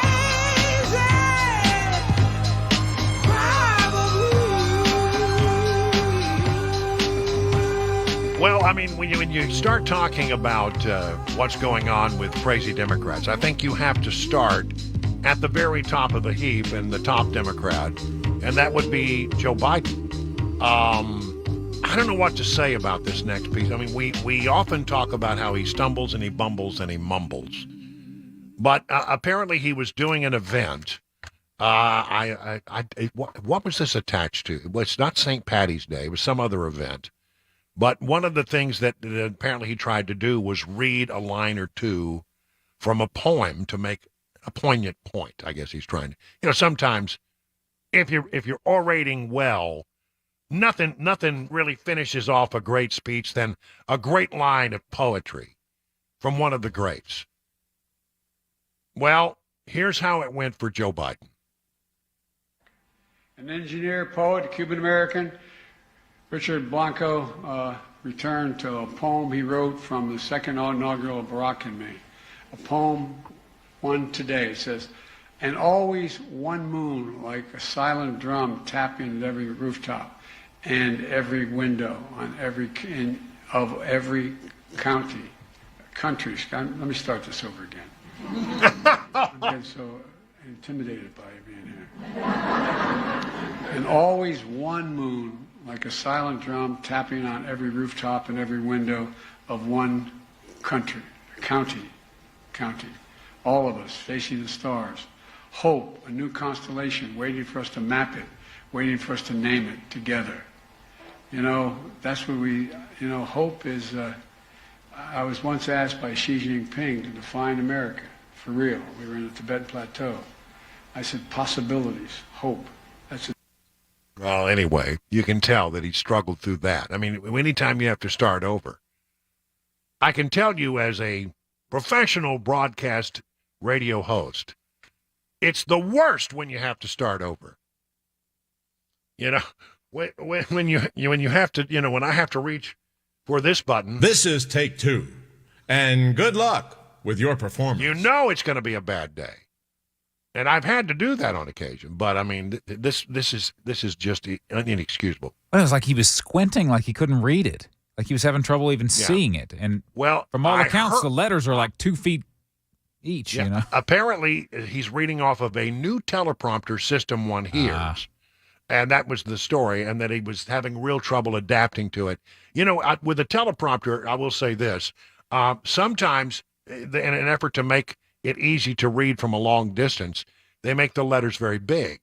But the end result is, on the screen, you only see a couple of words at a time. Oh, yeah. And so if they're scrolling up, I always thought I wanted the teleprompter to give me a paragraph at a time, and I wanted the line that I was reading to be near the top so I could see what was coming next. It would give me the right kind of attention to give the right context. I don't know, but one way or the other. Teleprompter is a harsh mistress. It can make or break a lot of people, but apparently the new teleprompter not going so well for the President of the United States. By the way, Maxine Waters, there's this from Maxine. My staff and I have been working around the clock to get to the bottom of what led to the collapse of Silicon Valley Bank. The Silicon Valley Bank. That I think a great man once said that's a different kind of valley. The Silicon Valley. Yeah. My staff and I have been working around the clock to get to the bottom of what led to the collapse of Silicon Valley Bank. Well, there you go. Crazy Democrat update. 30 minutes now past the hour of 6 o'clock on Super Talk 99.7 WTN.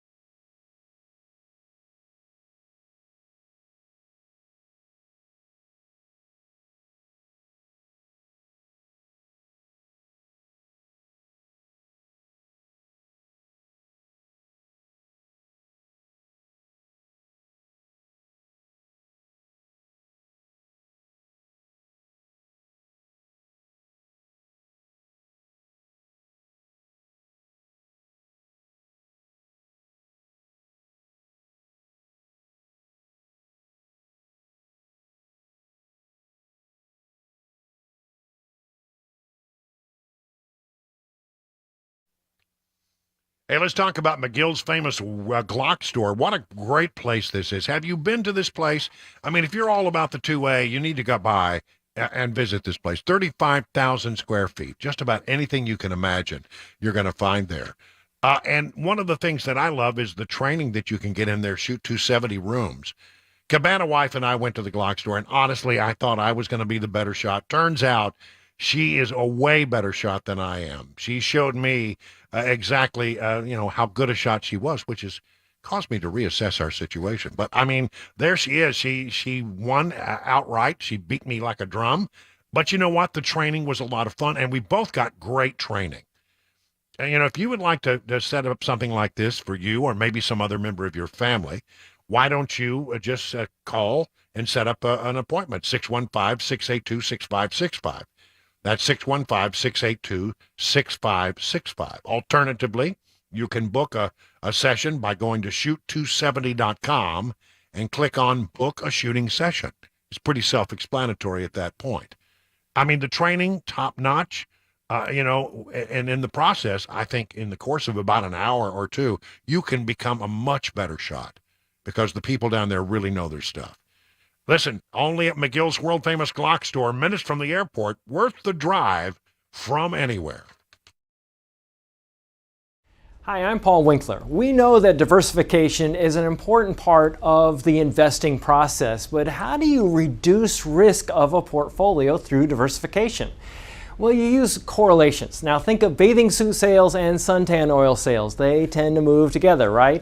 Think of bathing suit sales versus winter coat sales. More dissimilar movement, and that's the idea.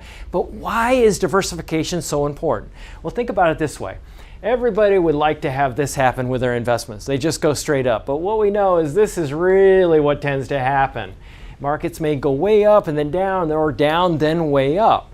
Now let's say if we isolate parts of that curve right there, and the first curve right there, and the second curve right there. If you're putting money away for retirement, every time you put money in, if this is what's going on, you're buying more shares. Then just before you retire, the market goes up, you're really happy. If on the other hand, you keep paying a higher and higher price, and then the market goes down, you're really sad. And we can't choose what's going to happen with the market next. But what we can do is what we know through academic research, and there are Nobel Prizes awarded for this, is we can look for things that tend to move in dissimilar fashion. And what happens when we do that, we can reduce the volatility of the portfolio, hence bringing those curves in. Now that's the idea. Now if you want to learn more about our approach to investing and financial planning, go to paulwinkler.com and set up a free 15-minute phone call. Or you can call 615-851-1950.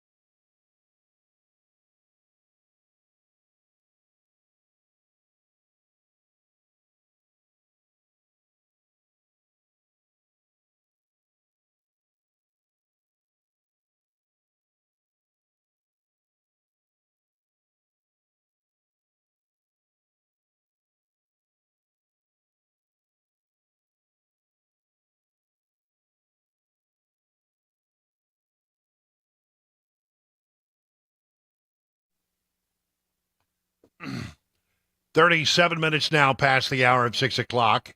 That's right. It's the last half hour of the show. And we'll hand it over to Mark Levin, the great one, to carry on through the rest of the evening.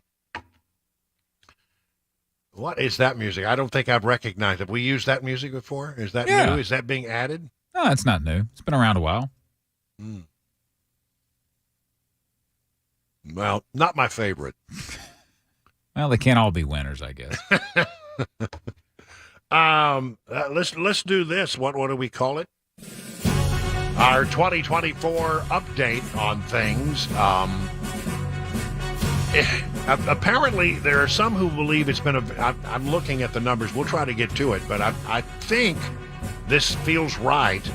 Not been a particularly good week for Ron DeSantis in the polling data.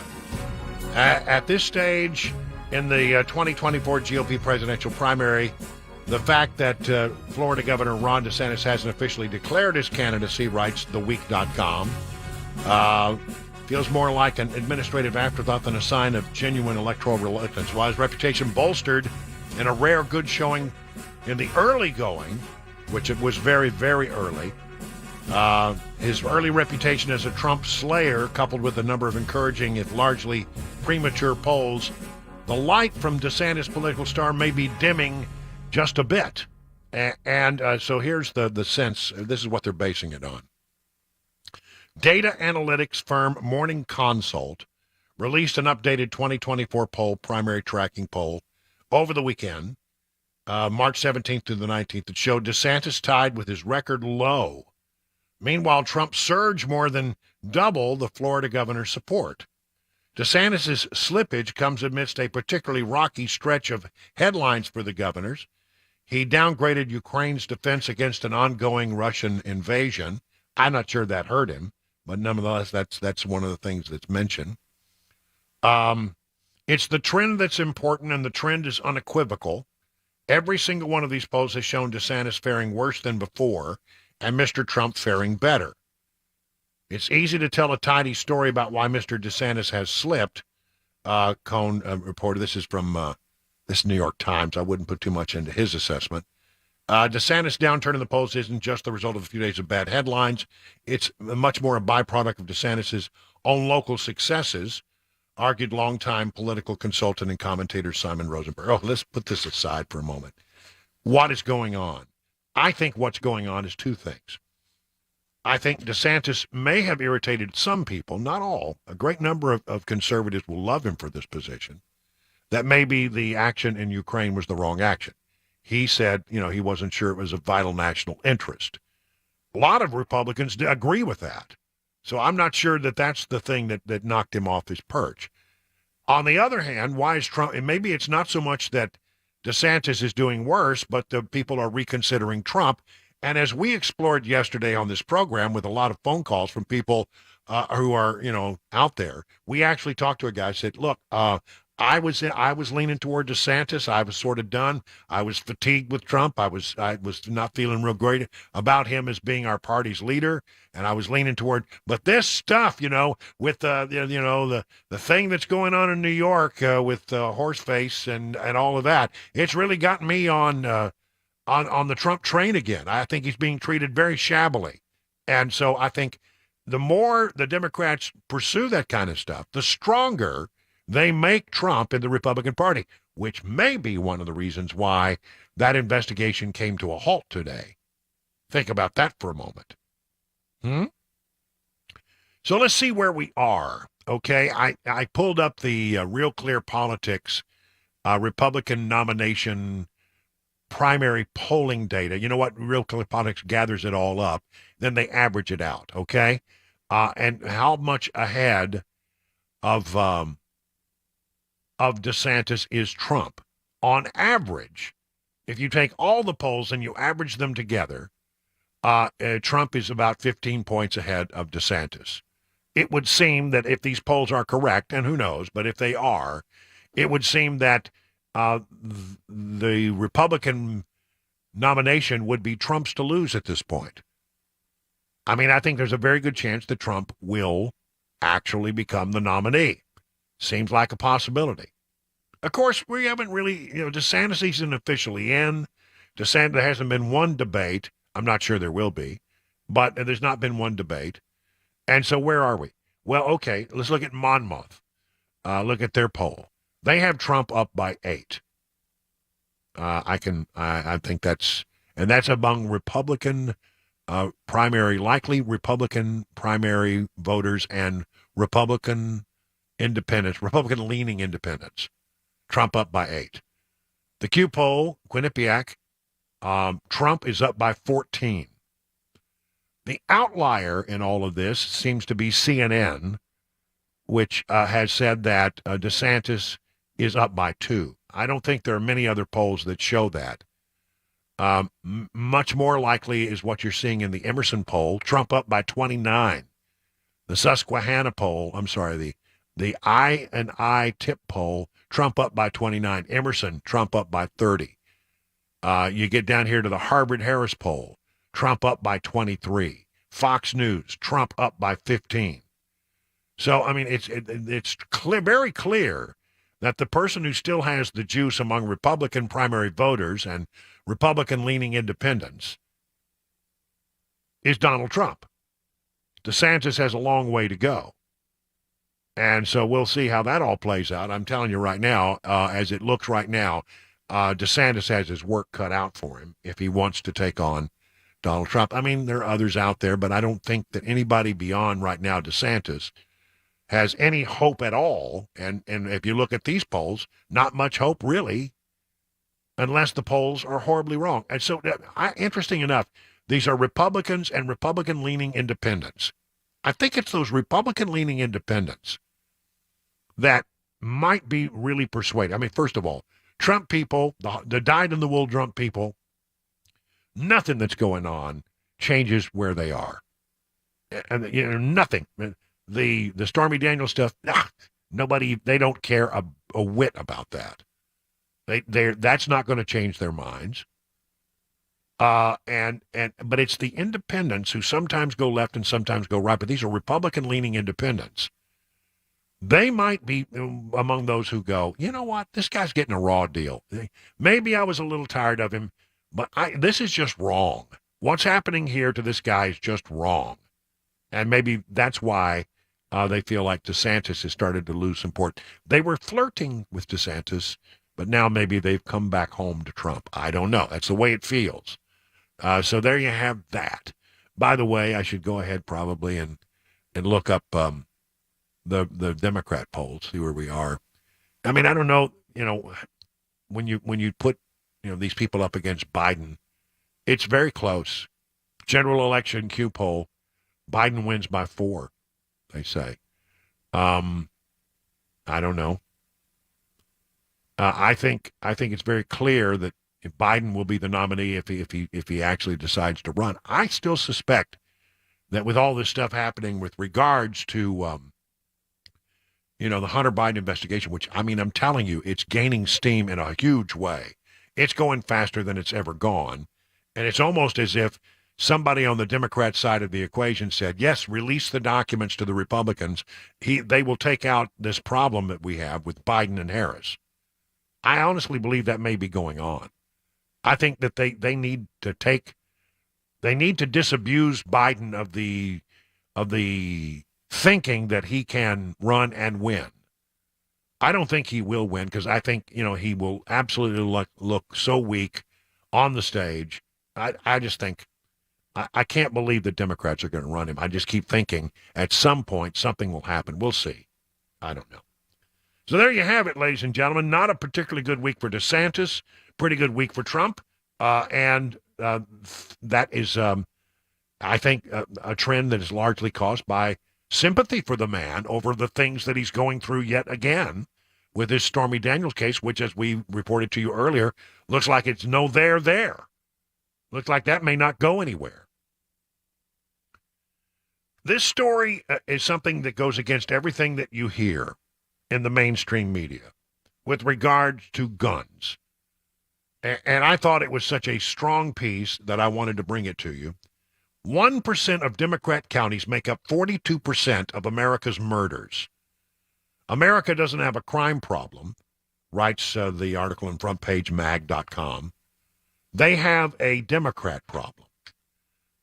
And they start out by saying the Democrats desperately try to spin high crime rates caused by their pro-crime policies, and they claim that crime was a Republican problem because there were problems in some Republican states.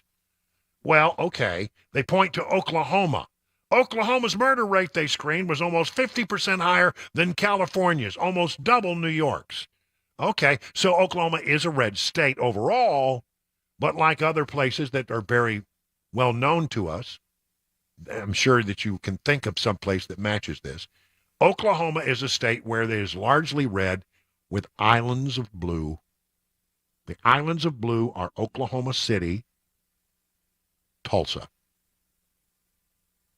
And that's where all of the crime is in Oklahoma. The vast majority of crime is in those counties, which are controlled by Democrats. So it's not fair to say that Oklahoma has a crime problem. It's fair to say that the blue areas of Oklahoma have a crime problem. The red areas do not. 1% of bloody red counties include Democrat strongholds such as Philadelphia, New York, Los Angeles, Baltimore, Dallas, D.C., Miami-Dade, Milwaukee, San Diego. Do you see a trend here? Do you notice the trend? St. Louis, Chicago, Houston's Harris County. Yes, that's a very Democrat stronghold. Detroit's Wayne County, Memphis, Shelby County. That's right here in our own. Phoenix's Maricopa County, Cleveland's Cuyahoga County, and many, many others. I mean, the problem is not that there are crime problems in the entire state. There are crime problems in the areas that have long been held and controlled by Democrats.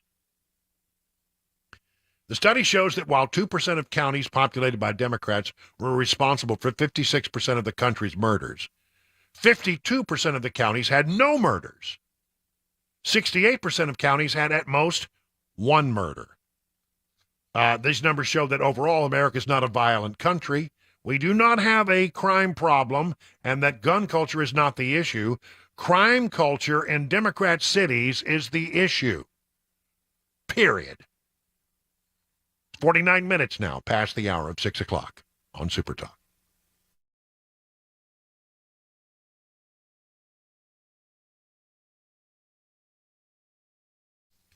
You know, we all know Genesis diamonds for their, well, diamonds, of course, hand-picked, carefully cut, super brilliant, top quality. But Genesis is also well known for their amazing rings, the mounting that showcases the diamond. And in most stores, you get the same old, boring, mass-produced, generic-looking rings. But at Genesis, they carry rings from the world's top designers, exclusive designers, names like Tacori and Verragio, dozens more. These are handcrafted rings, made in America rings. Genesis is proud to offer the latest styles and designs, so the ring you have is special, unique, not a carbon copy of your friend's ring. Check out all the new knife edge brands at Genesis. The knife edge setting looks amazing. It's a classic silhouette with a sharp edge that goes all the way around. The knife edge creates the illusion of a thinner band, which makes the diamond appear larger. They have over 4,000 mountings in stock, and they can custom design something for you as well. So while the diamond is important, the overall look of the ring is just as vital, so let the non-commissioned experts at Genesis help you find the ring of her dreams. Genesis Diamonds, expert guidance, unbeatable selection, highest quality, and legendary value. Go see them in Green Hills and Cool Springs.